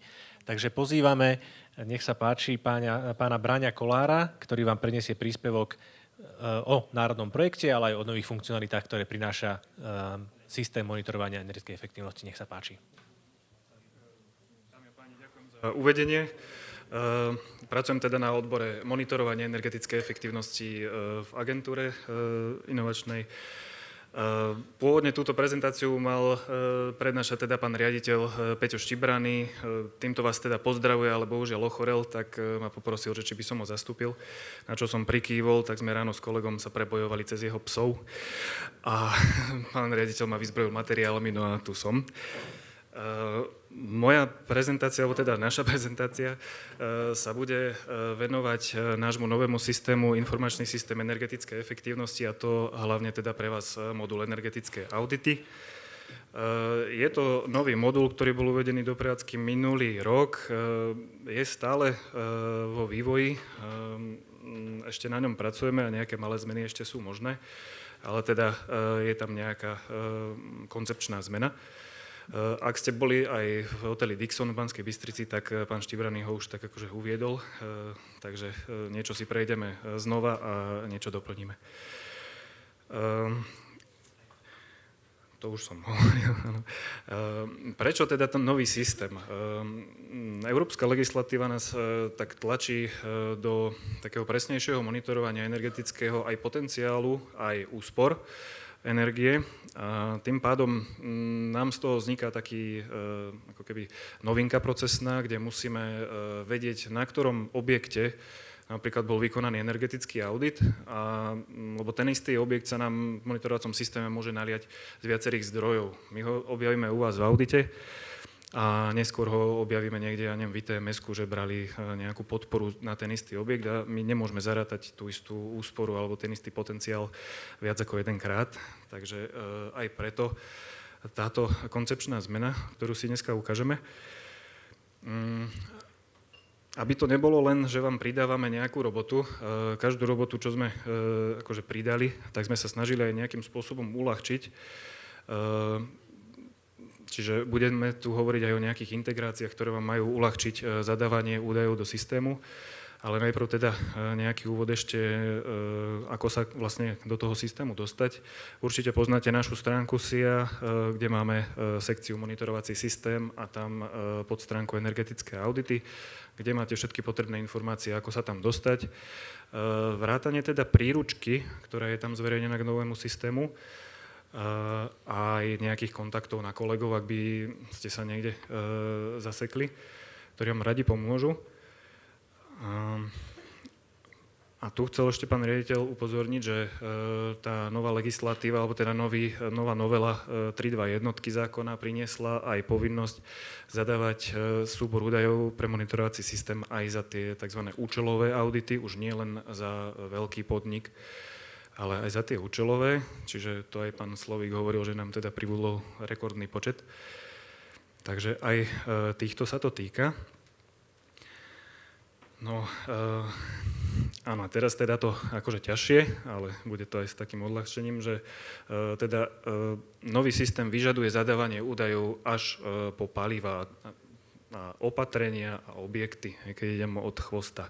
Čiže pre každý objekt, aké opatrenia sa navrhujú a na aké paliva to má dopad. Nemusí to byť vždycky len úspora, napríklad ak sa navrhuje tepelné čerpadlo, tak elektrika vyletí nahor, ale zase možno zemný plyn pôjde nadol. Čiže je tam možné zadať aj túto kombináciu, ako keby cross opatrenia to voláme, alebo cross palivové opatrenia. No a vlastne, ako som hovoril, chceme vám čo najviac pomôcť v tomto. Ten nový modul ponúka aj možnosť prepočtu kWh na emisie, cez nejaké emisné faktory, ktoré máme na základe nejakého štandardného číselníka, by som to povedal. Ale, tu je také jedno veľké ale, je to nejaká taká, ako poviem, štatistický odhad tých emisí za konkrétne palivo. Hej. Ak s ním vy nesúhlasíte, alebo máte odbornejší výpočet tých emisí, tak môžete zadať presné číslo. Hej. Čiže môžete nesúhlasiť s tým, že vám systém podhodí a zadáte to svoje ešte presnejšie. Samozrejme, pridali sme aj nejakú automatickú kontrolu chýb, aby nedochádzalo k nejakým nedorozumeniam. Tiež o tom hovoril aj pán Slovík, že potom na chvoste to zistíme. Tu sme to preniesli ako keby na začiatok toho procesu, kde vás systém rovno vedie. Ešte toto vyplňte, toto vám vychádza, ja neviem, návratnosť 1000 rokov, hej, už by asi malo niečo blikať, nejaká kontrolka. No a týmto spôsobom vlastne získavame údaje v jednotnej metodike a dokážeme ho využiť aj na zarátanie ako keby potenciálu aj úspor aj pre účely Bruselu, alebo teda nahlasovania správ pre Brusel. Týmto sa aj zvyšuje kvalita údajov, nakoľko tú kontrolu sme presunuli na začiatok procesu a nie až na koniec. No, takže toto sme si už možno niečo aj povedali. Áno, ešte som zabudol teda aj tie ekonomické ukazovatele, ktoré v audite treba rátať, ako napríklad čistú súčasnú hodnotu alebo reálnu dobu návratnosti. Tak to vám tiež systém pomôže, ak zadáte nejaké vstupy, nemusíte hľadať nikde žiadne vzorce ani robiť si to v Exceli. Je to už tam. Áno, IEZ pracuje po jednotlivých opatreniach, nemalo by ísť o grupu opatrení, čiže to je to, čo sme hovorili na úvode, že ak v nejakom objekte idem navrhovať 5 opatrení, tak pre ten objekt môžem 5 krát zadať jednotlivé opatrenia, nemalo by ísť o nejaké akože komplexné jedno opatrenie, z ktorého sa nedá už nič konkrétnejšie vyčítať. Toto je na účely toho, aby sme zase vedeli v budúcnosti možno lepšie smerovať aj fondy alebo nejakú pomoc a dokázali vyhodnotiť, ktoré opatrenia sú časté alebo rýchlo návratné a podobne. IEZ pracuje teda po palivách alebo energonosičoch a ako sme hovorili, vypočíta aj tie emisie pred a po navrhovanom opatrení. Dovoluje samozrejme vám zadať spotreby energie v rôznych merných jednotkách a tie si sám prepočítať cez výhrenosť na kWh. Toto je teda nejaká ukážka toho číselníka na emisie. Potom mali sme takú informáciu, že potom to je taký aj väčší dopyt, možno aj z vašej strany, že vlastne tie emisie nie sú nejaké stanovené presne, alebo neupravuje to jednotne tá legislatíva, tak ako hovorila aj kolegyňa Kvetka Šoltesová, že pre budovy je to inak, pre energetiku je to inak. My máme z každého sveta to dobré, plus sa nám teda tie čísla spresňujú na základe reálnych auditov, ktoré auditori nahadzujú do systému a prešli cez nejaké validačné kritéria. No, ďalšie výhody nového systému sú v tom, že napríklad sme integrovaní na register právnických osôb, čiže keď sa registrujete a vystupujete pod hlavičkou nejakej auditorskej firmy, kde je vás viacej auditorov, tak nemusíte vypisovať, ako to vždycky bolo zvykom v tých formulároch, že sídlo, IČO, právna forma, názov, podobné políčka, jednoducho zadáte IČO, on vám vyhodí názov alebo zadáte názov, on vám doplní IČO, je jedno z akej strany to spravíte a doplní všetky ostatné údaje za vás. Plus je tam aj tá výhoda, alebo teda rieši to aj ten problém, čo hovoril pán Slovík v predchádzajúcom bloku, že napríklad často zabudnú auditori uviesť SKNACE. Náš systém priamo touto integráciou na register právnických osôb si to dotiahne sám, čiže vy nemusíte hľadať, jednoducho sa to dotiahne tým, že určite objednávateľa auditu napríklad.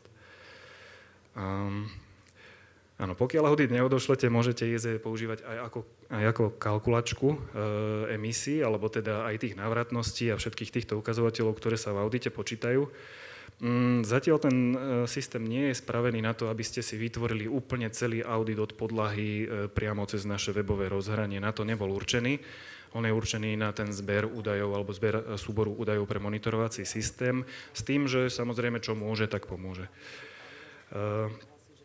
Na konci vám dokáže vytvoriť dokonca nejaký taký doklad, voláme to, že sumár z energetického auditu. To si predstavte ako jedno väčšie PDF-ko, kde máte zhrnuté, kto audit zadal, kedy, aké má IDčko, aké opatrenia navrhol, v akých objektoch, aké paliva sa šetrili.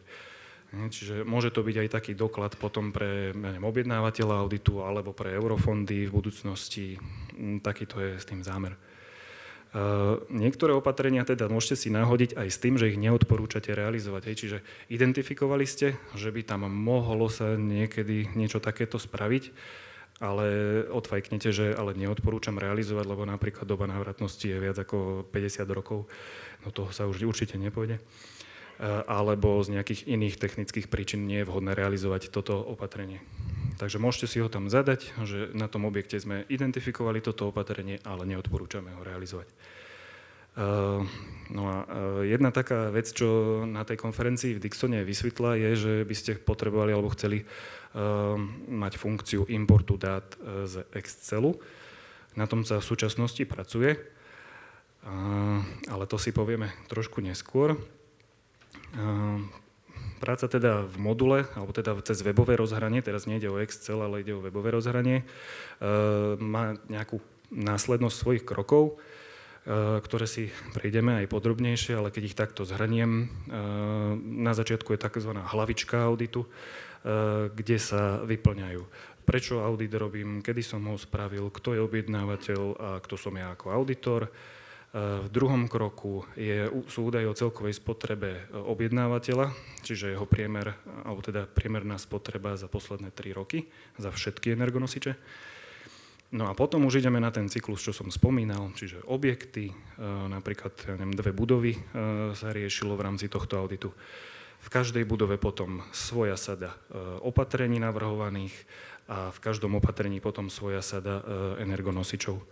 Na konci je také skôr pre vás akože bonus, práve ten sumár, ale ešte vo webovom rozhraní, kde si môžete ešte finálne skontrolovať každý údaj, ktorý ste zadali. No, po prihlásení sa do informačného systému energetickej efektívnosti do verejného portálu na vás vyskočí takáto akože úvodná obrazovka, kde máte dostupné moduly. K tomu sa ešte dostanem, ako si ich sprístupniť cez registráciu alebo cez modul admin, kde tu jeden z nich je teda energetický audit.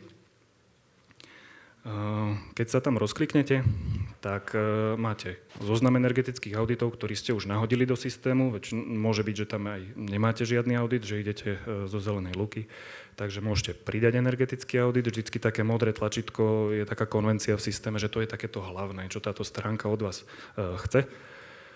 Samozrejme si tu môžete potom filtrovať, keď už máte viacero auditov zadaných.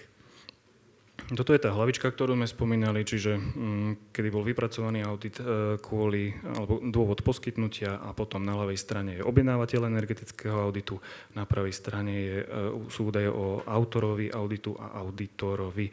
Čo nemusí byť tá istá osoba, ale to je taký technický detail. Tam väčšinou vypíšete, kto bol auditor. Toto je teda druhá stránka. Ak si môžete všimnúť, vpravo nad tým šedým poličkom je taký krokovník, že krok 2 zo 6. Takže vždy viete, na ktorej stránke sa nachádzate. Toto je teda KES za objednávateľa, priemer za posledné 3 roky. To je štandard, čo robíte aj v energetickom audite. A toto by som tiež mal ešte zdôrazniť, že my tu nepýtame vlastne nič iné, ako sa robí v audite. Možno teda vyhláška je ešte nejaká trošku, povedzme, zastaralá, alebo teda ešte potrebuje nás dobehnúť, ale nie je tam nič, čo by ste v audite nemali. A práve to, čo pýtame ako keby nad rámec, čo bolo doteraz zvykom, je zjednodušené do čo najväčšej miery. Tu sa dostaneme teda na zoznam objektov, kde znova toto zrovna na slajde nevidno, ale vpravo je možnosť pridať ďalší objekt, ktorá obrazovka vyzerá asi takto. Tu je práve spomínaná integrácia napríklad na register adries, čiže môžete vyhľadať adresu ako keby takým, ako ju vypoznáte, a systém sa na základe nejakého takého voľnejšieho hľadania si domyslí, alebo teda ponúkne vám vhodné objekty, ktoré najviac pasujú tomu, čo ste zadali. Čiže môžete napísať, ja neviem, že Bratis, Lamač, a on vám poskytne Bratislava, Lamačská cesta a nemusíte to všetko vidovať úplne presne. Potom pre overenie je tam aj mapa, ktorá vám ukáže vlastne, ktorý objekt ste vybrali v textovom poli.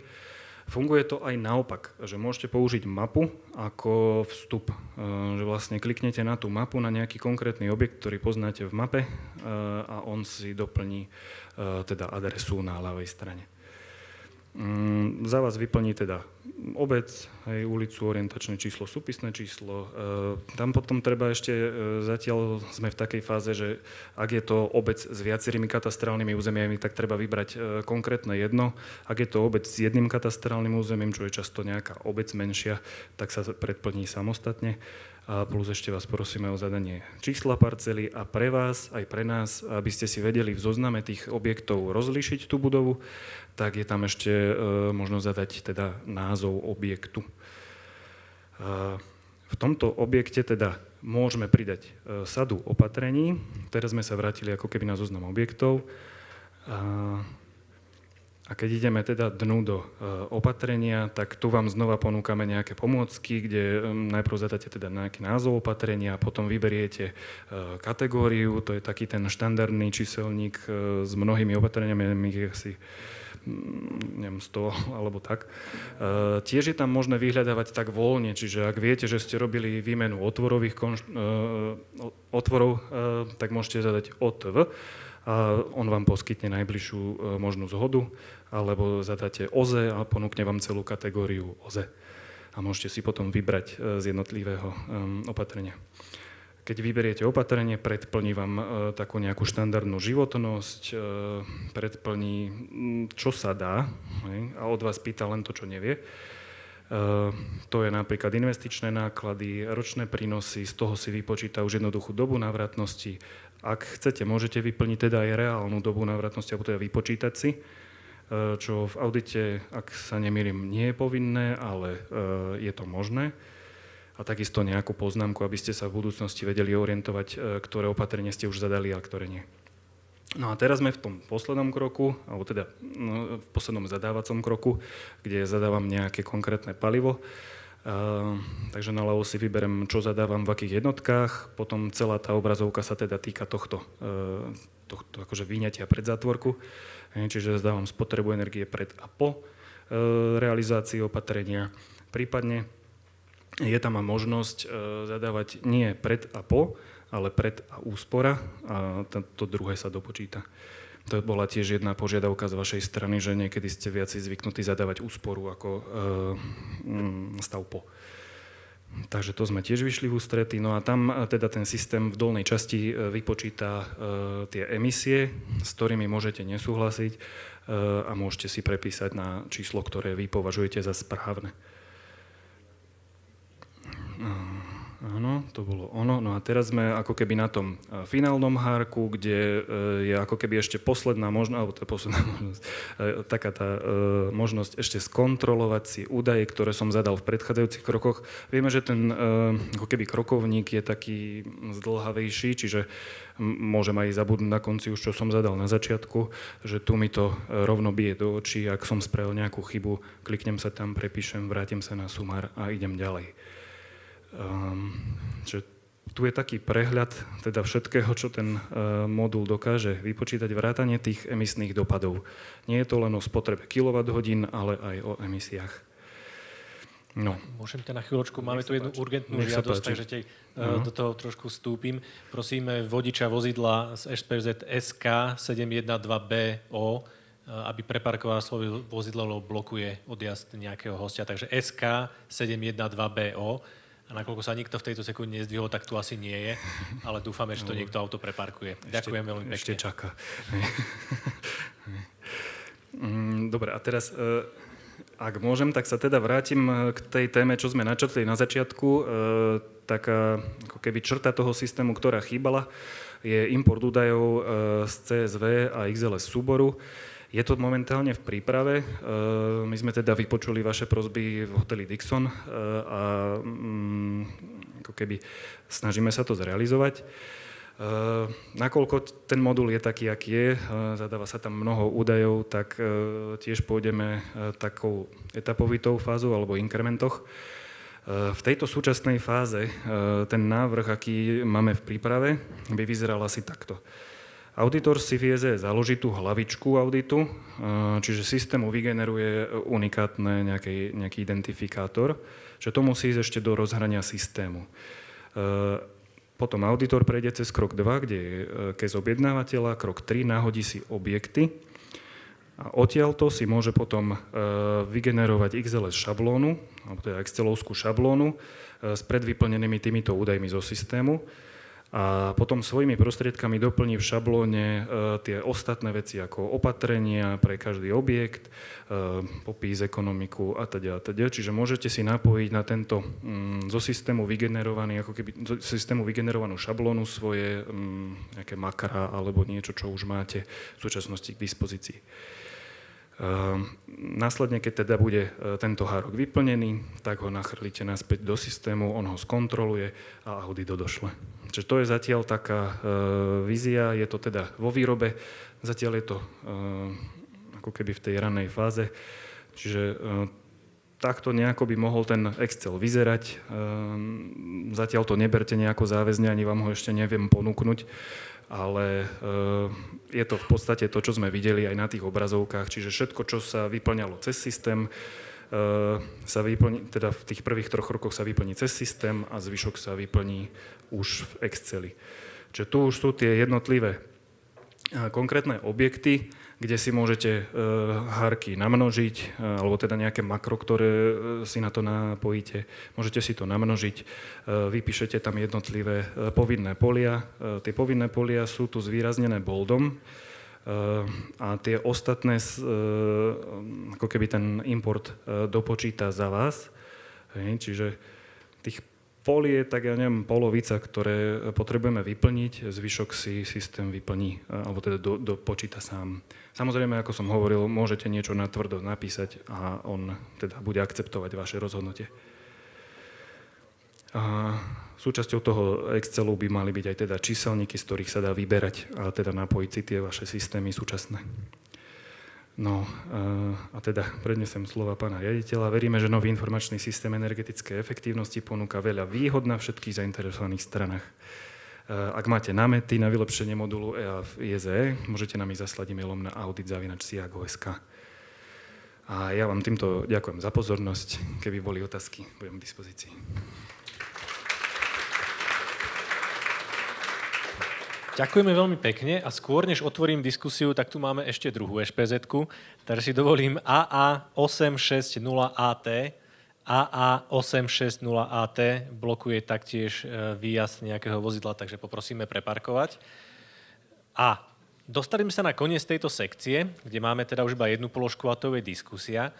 A hneď na úvod by som teda prešiel do slajda a prednesiem pre rečníkov tie otázky, ktoré nám prišli ako prvé a potom následne necháme ešte aj kolovať mikrofóny, čiže budeme príjmať aj vaše otázky z pléna. Takže hneď prvá otázka. Je potrebné dávať do auditu súhrnný informačný list, keď už na nič neslúži? Veľký podnik ho niekam neposiela? No, vyhláška ešte žiaľ zmenená nebola, takže v zmysle vyhlášky áno, hoci zákon to nevyžaduje. Ja dúfam, že v najbližšom období bude zmenená vyhláška aj vzhľadom na iné náležitosti, ktoré súvisia s novelou zákona a platnosťou od 1. januára 2021. Takže teraz v zmysle vyhlášky žiaľ áno. Ďakujeme. Kedy budú a kde budú zverejnené merné čísla nákladov zelená domácnostiam? Predpokladám, že sa pýta žiadateľ na zelenú podnikom, lebo tá omylnosť sa nevyhýba ani publiku. Zelená podnikom bude zverejnená. Dobrá otázka, ďakujem pekne. A raz, keď to budeme vedieť, tak to zverejníme dostatočne dopredu, aby ste vedeli tie čísla používať. Zatiaľ nie sú spracované tie mierne čísla, aby sme ich mohli verejne povedať. Čiže po spracovaní budú publikované na stránke SIA.sk. Predpokladám, že vytvoríme, totiž aj tá stránka prejde určitým prerodom, budú tam oveľa jednoduchšie na nájdenie tie projekty, ktoré sú aktuálne od budúceho roka a tie neaktuálne sa postupne budú vypínať. Čiže buď to bude z časti, ktorá je venovaná podporným programom, alebo bude preto samostatný odklik, čiže budeme to komunikovať prostredníctvom našej stránky. Prejdeme na ďalšiu otázku. Kto tvorí pravidlá pomoci? Predpokladám, že štátnej pomoci, Európska únia alebo Slovenská republika. Nakoľko sa jedná o pravidlá, ktoré riadia hospodárskú súťaž subjektov na vnútornom trhu EÚ, tak by som povedal, že je to asi jasné, ale nech sa páči. Zodpoviem. Ako konkrétne pravidlá štátnej pomoci, vlastne keďže ide o nariadenia, tak konkrétne znenie sa dohaduje v Bruseli. Predtým zvykne byť všeobecná konzultácia, kde môže pripomienkovať aj verejnosť Určite sa na konzultáciách zúčastňujú aj jednotlivé členské štáty, čiže aj Slovensko má zástupcov pri zmene alebo tvorení pravidiel štátnej pomoci, ale výstup teda vychádza hlasovaním z Bruselu. Ďalšia možnosť, okrem týchto tzv. Blokových výnimiek, ktoré boli prezentované, existuje aj špeciálna notifikácia. Čiže ak my potrebujeme ako Slovenská republika niečo špeciálne, čo nie je univerzálne pre celú Európsku úniu, môžeme požiadať Európsku komisiu pre hospodársku súťaž o notifikáciu štátnej pomoci.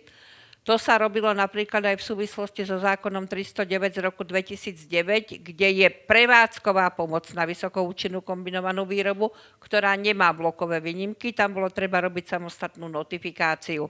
Notifikácia znamená, že sa vyplní dotazník, ktorý má tak okolo 100 položiek, kde sa vysvetlí, prečo potrebujeme takúto špeciálnu pomoc. Musíme dokladovať výpočtami, že u nás je to inak ako niekde inde a Európska komisia to odobrí alebo to neodobrí. Ale to odobrenie alebo neodobrenie zase závisí od ďalších faktorov a tieto ďalšie faktory sú dané v tzv. Usmernení o poskytnutí štátnej pomoci, v tomto prípade na životné prostredie. Čiže aj pri tej notifikácii Európska komisia má nejaké obmedzenia. Je možné vyrokovať aj nejakú špeciálnu štátnu pomoc, ale treba mať na to vyslovene nejaké veľmi dobré odôvodnenie, že u nás to nejde takto, lebo je to niečo úplne iné. Taká notifikácia trvá 1,5 až 2 roky, zažila som už asi 3, takže viem, o čom hovorím.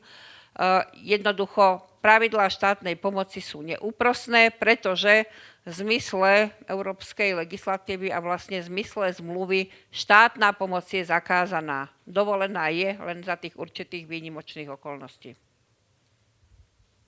Ďakujeme veľmi pekne. Potom tu máme otázku. Plánuje sa zmena zákona o posudzovaní vplyvov na životné prostredie v oblasti vetra, a teraz v súvislosti s zelenou podnikom, že platí pre vietor veľká EIA, teda plný rozsah posudzovania bezpodného limitu.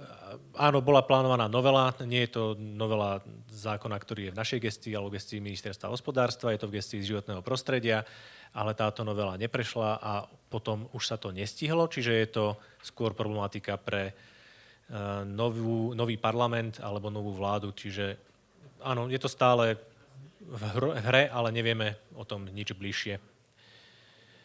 Potom tu máme jednu otázku, ktorá sa trošku predbehla, čiže asi zaujímavá odpoveď. Ako pracovať s modulom energetický audit, aby sa nedokončená práca predčasne neodoslala do monitorovacieho systému, čo nekliknúť? Aha. Ďakujem pekne za otázku. Na konci všetkého toho vyplňania, ako si pamätáte, bol ten sumarizačný hárok ešte vo webovom rozhraní.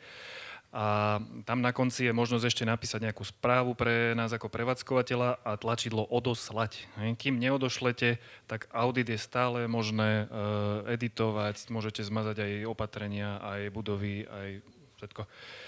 Ukladá sa vlastne priebežne, takže všetko, čo si zapíšete, ja neviem, v kroku 1, prekliknete sa ďalej alebo dáte uložiť, je to uložené stále v príprave. Čiže kým ho neodošlete, je editovateľný.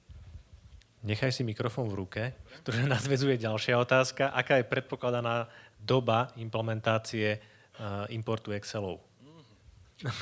No, toto je trošku ťažšia otázka. Chceli by sme to, taký optimisticko-realistický odhad je zhruba do februára až marca budúceho roku.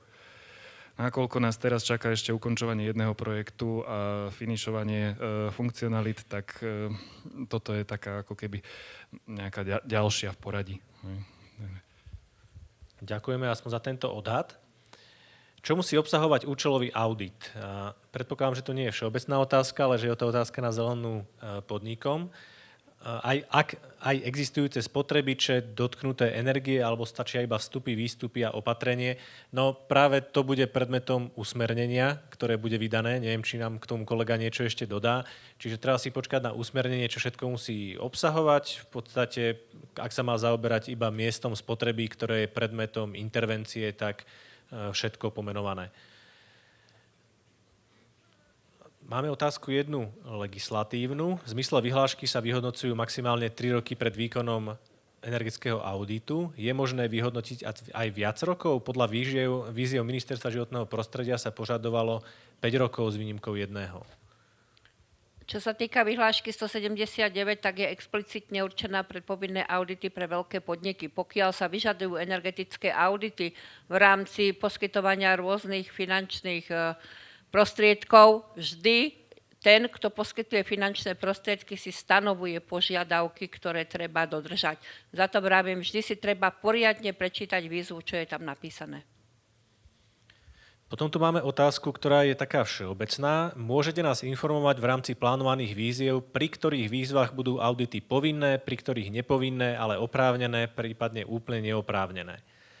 Vo všeobecnosti platí, že tam, kde sa podporujú obnoviteľné zdroje, budeme požadovať nejaký základ, z ktorého bude ten zdroj dimenzovaný. Čiže všade tam, kde budeme podporovať obnoviteľné zdroje, bude určite audit oprávnený a bude aj žiadaný, lebo ten návrh nemôže byť iba na bedrách toho žiadateľa, ale musí ho niekto zhodnotiť. Vyslovene neoprávnený môže byť napríklad v prípade obnovy verejných budov, lebo tam sa bude vychádzať v prvom rade z certifikátu pred a certifikátu po. A keď teraz tak myslou mi prechádza, tak určite bude neoprávnený v rámci výzvy pre naše národné projekty, lebo národné projekty, ako je zelená domácnostiam alebo kapacity pre regióny, tam audity nie sú, ale zelená podnikom tam sú oprávnené a aj žiadané. A to je ale tiež podpora OZE. A ešte ma kolegyňa asi doplní, lebo ja už... No, ja sa chcem vyjadriť k tomu pojmu, že oprávnený, že ako to bolo myslené, že čo je oprávnený. Ak to otázka bola zameraná na to, či bude preplatený, tak je to potom trošku iné. Pokiaľ sa budú poskytovať finančné prostriedky v rámci pravidiel štátnej pomoci, tak všetko, čo bolo vykonané, vynaložené pred podaním žiadosti, nie je preplatiteľné, pretože pri štátnej pomoci platí tzv. Stimulačný účinok. Výnimka je preplatenie energetických auditov v rámci projektu Zelená podnikom, lenže pozor, tam sa nepostupuje podľa pravidiel štátnej pomoci, ale podľa pravidiel minimálnej pomoci, čiže tam aj aktivity, ktoré boli vykonané pred podaním žiadosti o poukážku, môžu byť preplatené, ak je to uvedené v schéme minimálnej pomoci. Čo teda v tejto schéme uvedené je? A schéma minimálnej pomoci je na protimonopolnom úrade. Dúfajme, že už pred ukončením, pretože boli tam už pripomienky z protimonopolného úradu, pred týždňom sme to posielali už na posledné posúdenie, takže predpokladáme, že do takého mesiaca najneskôr k dispozícii bude schéma minimálnej pomoci určená pre zelenú podnikom. A tam bude teda možné preplatiť ten energetický audit a tam sme si určili, že bude možné ho preplatiť 45% z konečnej ceny, ale nebude to viacej ako 2 500 eur. Áno, toto je špecifické pravidlo pre zelenú podnikom a vo všeobecnosti platí, že vždy je na úrovni výzvy určené, čo je oprávnené a čo je neoprávnené. Čiže treba si počkať na výzvu a v každej výzve bude vypísané, že na ktorú aktivitu sa aké pravidlá vzťahujú. Ďalšia otázka. Ako sa plánuje bojovať proti auditorom, ktorí odflakujú audity a nám poctivým berú robotu a dumpujú ceny, teda dávajú veľmi nízke ceny? Je nutné začať to riešiť. No, vykonáva sa kontrola auditov, vykonáva sa preverenie auditov a je tam potrebné, možno by bola potrebná aj súčinnosť trhu, čiže aby boli nejaké podania na tých auditov. Jediné riešenie je, že voči takémuto auditu môže bojovať Slovenská obchodná inšpekcia, a to na základe buď plánovanej kontroly, alebo na základe podania. My síce pozeráme na kvalitu auditov, ale skôr z toho hľadiska, že vás informujeme, kde sa robia chyby. Čiže my nemôžeme na základe nášho vedomia a svedomia nejakého energetického auditora vyčiarknúť zo zoznamu, napriek tomu, že zistíme nekvalitu. Na to tu máme orgán dozoru a tým je Slovenská obchodná inšpekcia. Takže podaním na Slovenskú obchodnú inšpekciu na konkrétneho auditora a konkrétny audit. Ďakujeme pekne. Opäť otázka na monitorovací systém. Do prezentovaného modulu súboru údajov boli uvedené zadávania energetických vstupov priemer za 3 roky. Je možné definovať aj iné obdobie? No, pri návrhu tejto obrazovky sme vychádzali vlastne z vyhlášky, ako sa má tvoriť audit a no, teoreticky možné by to bolo, ale neviem, či je to účelné, lebo chceme postupovať ako keby jednotnou metodikou, že všetci, ak vyrátajú priemer za 3 roky, tak do nášho systému chceme priemer za 3 roky. Účelné z dôvodu toho, že sa môže obmieniať produkcia, výroby a jej charakter. Vo vyhláške... To je to aktuálny rok, môže byť 22, a 21 už je neaktuálny, preto aby sa tam navrhovalo niečo. A vo vyhláške maximálne 4, za najviac 4 kalendárne roky. Tak potom to môžete spraviť tak, že ak je nejaký rok aktuálny, hej, že tie predchádzajúce už nie sú platné, tak tam sa síce píše v tej hlavičke, že je to za posledné 3 roky priemer, ale môžete dať priemernú ročnú za ten jeden rok, ale to teda už trošku ohýbame vyhlášku. To je podnet do budúcnosti, aby si tam spravili voliteľné tlačidlo pridať roky alebo upraviť rozsah hodnoteného obdobia. Áno, dalo by sa to aj tak spraviť. Takže netreba to posielať ako podnet, eviduješ. Dobre. Dobre, výborne. Otázka ďalšia. Účelový audit bol myslený aj napríklad účelový audit na dotácie na fotovoltiku, nie len do budúcna. No v tom prípade asi obsahom výzvy je, čo všetko musí audit hodnotiť, alebo je povedané, že aký audit to má byť. Čiže vždy to má byť na úrovni výzvy a preto to budeme robiť aj my pre účely našich výziev alebo našich projektov na úrovni projektov alebo na úrovni výziev. Ďalšia otázka. Máte odhad, ako stupne potrebný počet, najmä účelových auditov, keď bude požadovaný pri podporných programoch? Bude sa to stíhať? No, my dúfame, že áno. Vieme asi, aký počet podnikov rámcovo plánujeme podporiť? Vieme, alebo nevieme? Kvetka vie. Vieme, áno, vieme zhruba podľa tých finančných prostriedkov, ktoré sú k dispozícii, že to bude čo sa týka tých malých stredných podnikov, že to bude niečo okolo 1500 malých stredných podnikov. Treba však povedať, že Zelená podnikom nebude mať kolá. Čiže tak, ako budú prichádzať žiadosti, sa to bude vybavovať priebežne. Takže nebude daná hraničná línia, k takémuto dátumu musí byť podaná žiadosť, bude sa to vybavovať priebežne. Takže to možno uľahčí trošku situáciu energetickým auditorom. A ako bolo povedané, v tom účelovom energetickom audite sa bude hodnotiť tá forma energie, ktorá má byť nahradená obnoviteľným zdrojom. Čiže ak bude chcieť niekto fotovoltiku alebo vietor, tak bude vyhodnocovať spotrebu elektriny v tom konkrétnom podniku. Môže sa samozrejme venovať aj teplu, nič mu nebráni, ale nie je to nevyhnutné. Takže na základe toho auditu si potom žiadateľ požiada, aký veľký inštalovaný výkon chce mať na poukážke, ktorú dostane. Kolega už tu povedal, že na jednej poukážke môžu byť rôzne zariadenia. A teda to, čo bolo na zelenej domácnosti, že dostanete fotovoltiku raz a dosť, pri zelenej podnikom to neplatí. Vy keď vám auditor vypočíta, že môžete mať, vymyslím si teraz 100 kW fotovoltiky, že to je pre vás akože priateľné, efektívne. Môžete si vypýtať najskôr na 50 kW fotovoltiky a kým bude bežať projekt až do toho konca roku 2029, tak si môžete potom ešte dopýtať. Len celková finančná čiastka, ktorú ten podnik dostane na tieto obnoviteľné zdroje, je zatiaľ obmedzená na 70 000 eur predbežne.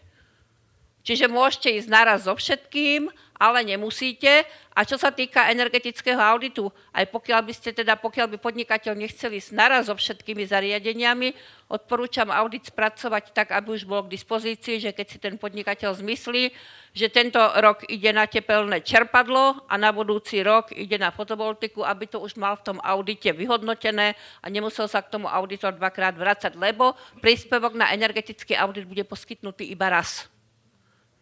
Čiže nebude poskytnutý dvakrát, ale iba raz, tak na toto si treba dať pozor, lebo sme nepočítali s tým, že by sa dvakrát poskytoval príspevok na energetický audit. A ešte dovolím si poznamenať jednu vec, prosím vás pekne, bolo tu viackrát spomínané obnoviteľný zdroj energie a čisto obnoviteľný zdroj energie. Musíte si uvedomiť, že tepelné čerpadlá nie sú čistý obnoviteľný zdroj energie, pokiaľ teda si nakupujete čisto zelenú elektrinu, alebo čisto zelený plyn. Takže inak si treba uvedomiť, že tam je určite aj časť iného zdroja ako obnoviteľný. Ďakujeme a možno len taký dovetok. Asi by sa to v pohode dalo stihnúť aj s tým zvýšeným počtom auditov, len veľmi nízky počet auditorov je aktívny z tých, ktorí sú zapísaní a ktorí sú oprávnení robiť audity. Štatisticky je to 14%, ak mám správne informácie. Ešte jedna doplňujúca otázka k monitorovaciemu systému. V roku 2023 systém automaticky berie priemer z roku 2021-2022. Áno, je to za posledné 3 roky. Čiže za posledné, ktoré máte k dispozícii nejaké faktúry alebo proste bilanciu. Výborne, ďakujem. Tým sme vyčerpali otázky, ktoré nám prišli do slajda, ale stále je možnosť sa niečo opýtať. Stačí, keď zdvihnete ruku a počkáte na príchod hostesky s mikrofónom, ktorá bohužiaľ išla najprv dozadu, ale musíme to nahrávame, takže potom poprosím aj tu na vpredu, máme jedného dopytovateľa. Nech sa páči. Dobrý deň, ja sa chcem opýtať ohľadom, keďže hovoríme o energetickom audite a službách, tak služby mám takýto dotaz, čo sa týka GESky. Riešime častokrát verejné obstarávania, kde po verejnom obstarávaní ohľadom GESu sa uvažuje s trojročným priemerom údajov. Z hľadiska auditu je to, myslím, že v poriadku, ale z hľadiska GESu je trojročný priemer z našich skúseností úplne nevhodný údaj. Mal by byť vybraný jeden konkrétny rok. Prečo? No preto, lebo ten údaj sa predsa vzťahuje jednak k denostupňom, čo žiaden zadávateľ nerieši nejakým trojročným priemerom. Ak to vyrieši, tak tam dá jedno číslo za celé 3 roky. Tá garantovaná služba je dlhodobý beh, 10 rokov a niekedy aj viac. Predstavte si, že vy sa budete odvolávať v tom projekte ako poskytovateľ služby, kde znášate všetky riziká, na trojročný priemer. A to sa týka akýchkoľvek havarijných situácií, akýchkoľvek, nákladov, ktoré súviseli, ale s trojročným priemerom. To je strašne ťažkopádne. Myslíme si, a naša prax to potvrdzuje, že najlepší systém je 1 rok, konkrétny. Ja si myslím, že veci by sa mali robiť tak, lebo o tú službu má záujem aj zadávateľ, ale aj ten, kto poskytuje službu. To je jedna vec. Samozrejme vieme, že je tu problém v tom, že máme klasickú GESku, ktorá je pre verejný sektor rigidne stanovená zákonom a vyhláškou. A tu je ďalší problém, na ktorý narážame, a tým je vzorová zmluva.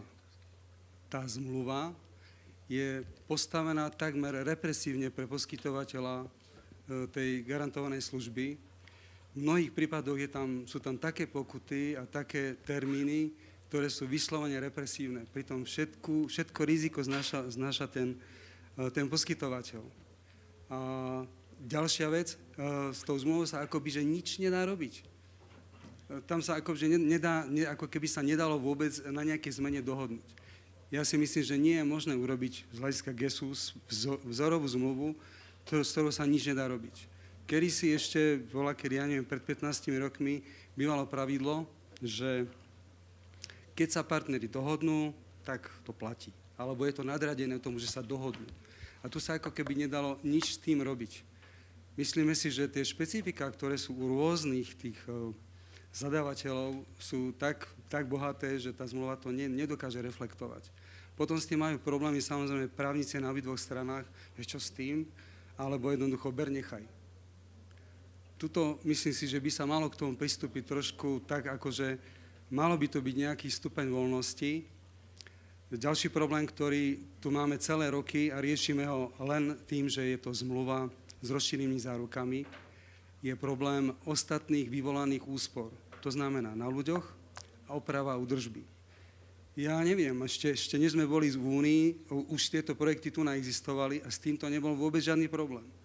A zrazu s tým problém je. Pritom to je pomerne veľmi zaujímavá položka, ktorá do toho celého procesu vstupuje a je veľmi veľká niekedy. Niekedy až taká, že z toho projektu potom nič není. A to je veľká škoda, lebo dopyt a požiadavka na takéto typy projektov je veľmi veľká. Je veľký záujem, ale keď sa to potom naozaj rozmení na drobné, tak tých prekážok je toľko, že niekedy je z toho nič. Trošku som to natiahol, ale je toho veľa, ktoré je také dosť, že by bolo dobre sa na to pozrieť. Ďakujem pekne za pripomienku. Garantované energetické služby pre verejný sektor sú vlastne kapitola sama o sebe. Ono sa dosť dlho bojovalo v Eurostate o to, že aby garantované energetické služby neboli započítané do verejného dlhu. To bola veľmi dôležitá poznámka. Dlho sa to riešilo, pracovalo na tom najmä ministerstvo financií, takže tá vzorová zmluva, ktorá je uvedená pre verejný sektor, je uvedená s tým, že keď bude tá zmluva takto, tak potom garantovaná energetická služba sa nezapočítava do verejného dlhu. To je špeciálna podmienka. Bariéra pre poskytovanie garantovanej energetickej služby pre verejný sektor v zákone o energetickej efektívnosti ale je, pretože zákon hovorí, že subjekt verejného práva môže prijať garantovanú energetickú službu len vtedy, keď sa nezapočítava do verejného dlhu. A práve táto bariéra by sa mala odstrániť a možno, že niektoré veci by boli potom jednoduchšie, lebo niektorý subjekt verejného práva má takú finančnú situáciu, že môže si dovoliť aj to započítanie do verejného dlhu.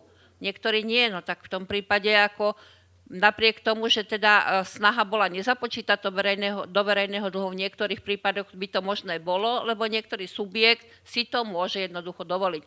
Takže čo sa týka poskytovania garantovaných energetických služieb, určite v budúcnosti bude asi prekopanie tejto situácie, pretože aj nová smernica odkazuje na to, že garantované energetické služby treba riešiť. No takže si myslím, že najneskôr o 2 roky, keď sa určite bude meniť zákon o energetickej efektívnosti, je tu priestor a asociácia poskytovateľov energetických služieb určite na tom zapracuje, aby sa tieto bariéry akože jednoducho odstránili. Ono je fajn, že v určitých podmienkach to môžeme nezapočítať do dlhu, tak tú možnosť tam nechajme, ale dajme aj možnosť takú, že teda bude sa to dať poskytnúť aj v prípade, ak sa to započíta do verejného dlhu. Ďakujeme. Nech sa páči otázku vpredu. Môžem? No, dobrý deň, prajem. Prosím vás pekne, zaujala ma tá poznámka o dumpingových cenách. Keď robím expertízny posudok v stavebníctve alebo posudzovanie vplyvu na životné prostredie, používam cenník, ktorý je bežne dostupný na SKSI a sú to dozorové práce, projektové práce a podobne. Existuje nejaký takýto možný modul pre cenník auditorských prác od minimum cez stred, čo to budúcnosť, alebo aspoň legislatívny rámec, lebo tým pádom tá poznámka, čo bola, dumpingové ceny, by to nemohlo byť, keď bola minimálna cena malého, stredného, veľkého auditu. Takto, žiadny taký cenník neexistuje, nič také nemáme k dispozícii a v podstate je to aj dosť komplikované, že nejakým spôsobom určiť dopredu, že lebo každý ten podnik je iný. Aj z charakteru výroby a aj z toho, že čo sa tam vlastne robí a pre účelové energetické audity je to úplne niečo mimo. V iných krajinách sa to rieši napríklad takým spôsobom, že sú komory. Keby bola nejaká komora energetických auditorov a každý auditor by musel byť členom komory, tak komora by si stanovila pravidla, že teda ak naozaj, že trhovo podlieza pod nejakú hranicu mimoriadne, no tak proste z komory von a zo zoznamu z energetických auditorov von. Čiže je tu takáto nejaká možnosť, ale nevidím to na legislatívne riešenie. Takisto ste spomínali, že projektové práce sú cez komoru dané. Takže existuje aj možnosť, že by bola niekedy v budúcnosti komora energetických auditorov. No, ja som v komore SKSI a ČT aj v Čechách a teraz chcem jednu vec povedať. Keď som pozeral na internete ceny, našiel som včera jeden audit pre budovy, 3 budovy železníc Slovenskej republiky, 96 000 eur. Mám to maily, som si to stiahol, to ma prekvapilo, že až takáto suma bola pre železnice Slovenskej republiky za jeden energetický audit. Našiel som aj za 5 000 audit, ale väčšinou nie sú nikde. Na 100% audity sú, ale ceny nie sú. Preto som ten návrh dal, že možno by, keď je koľko je auditorov, možno by stalo za to tú komoru založiť, lebo tým pádom by sa ochránilo duševné vlastníctvo auditora. Áno, ale ten tlak musí vzísť vlastne z auditorov a je na to potrebné veľa času, čiže hľadáme niekoho, kto bude mať relatívne veľa času v najbližšej dobe. Nič nenaznačujem. Nech sa páči, vzadu ďalšia otázka. Dobrý deň, prajem. Ja mám dve otázky k tým účelovým energetickým auditom, keďže sa tam ešte len pripravuje to usmernenie alebo smernica. Či sa bude plánovať alebo vyžadovať pri posudzovaní spotreby ten profil, ktorý už má byť aj v rámci novej smernice, a či sa plánuje tam posudzovať nejaká nadspotreba. Pretože vieme, ako to bolo pri tej prvej výzve, pri obciach, lebo tá nadspotreba by nebola od veci, keď si zoberieme, ako budeme mať preťažené siete, hlavne pri fotovoltike a vetre. Ďakujem. Takto, to sú dva okruhy v podstate. Čo sa týka profilu spotreby, tak ono už aj terajšia smernica si vyžaduje pri elektrine zisťovať aj profil spotreby. To po prvé. A po druhé, o tej nadspotrebe, ktorú ste hovorili pre obce, to je trošku iná situácia. V prípade zelenej podnikom dostane podnik príspevok v rámci pravidiel štátnej pomoci, respektíve minimálnej pomoci, takže čisto teoreticky on by si mohol aj všetku tú elektrinu predávať, pretože už podlieha pravidlám štátnej pomoci. Hej? My samozrejme v rámci podnikov budeme, tuto kolega spomínal, že dávať bonus 5%, lebo 35% bude základ, keď dostane malý stredný podnik 35%, tak môže aj všetku vyrobenú elektrínu predať. Nestaráme sa o to, hej. Ale ak chce ten bonus 5% k tomu, vtedy 95% vyrobenej elektriny by mal spotrebovať u seba. To je pravidlo naše dané, hej. Čo sa týka subjektov verejného práva, tam je trošku iný problém. Tam je problém s tým, že oni nepodliehajú pravidlám štátnej pomoci, pretože dostávajú o mnoho väčšiu intenzitu. Ak by subjekt verejného práva rovnako podliehal pravidlám štátnej pomoci a dostal by 45%, no tak si môže predať, čo len chce. Lenže za týchto podmienok, že dostáva 95% alebo prípadne 100%, tam už je to zamerané na to, že on nesmie ovplyvňovať trh. A tu sa hovorí o tom, že vykonáva hospodársku činnosť, nie že podniká. Tým, že subjekt verejného práva vyrába elektrinu, vykonáva hospodársku činnosť. A touto hospodárskou činnosťou ovplyvňuje celý vnútorný trh, čiže trh s elektrinou v Európskej únii. Za to je tu ten problém pri subjektoch verejného práva. Pri podnikoch tento problém nie je. Ďakujem veľmi pekne. Nevidím žiadne zdvihnuté ruky. Ak sú ešte nejaké otázky, nech sa páči. Z prvého radu bolo konštatovanie, že ste zničení. Dobre. To samozrejme nie je dobré, že ste zničení, ale sme spokojní, že sme vám zodpovedali všetko, čo ste potrebovali vedieť. Ak by ste ešte mali nejaké otázky, tak samozrejme dá sa aj individuálne, lebo sme tu až do večere. Ja vám ďakujem veľmi pekne za pozornosť. Dávam do pozornosti zajtrajší program, kde sa pozrieme na praktickú aplikáciu auditu, teda nebude to viac o teórii, ale viac to bude o praxi, takže ste srdečne pozvaní si vypočuť ten aj tretí blok. A ďakujem teda aj všetkým panelistom a prajem príjemný zvyšok dňa. Večeru máme o 6. hodine, najneskôr vtedy sa vidíme. Ďakujem, dovidenia.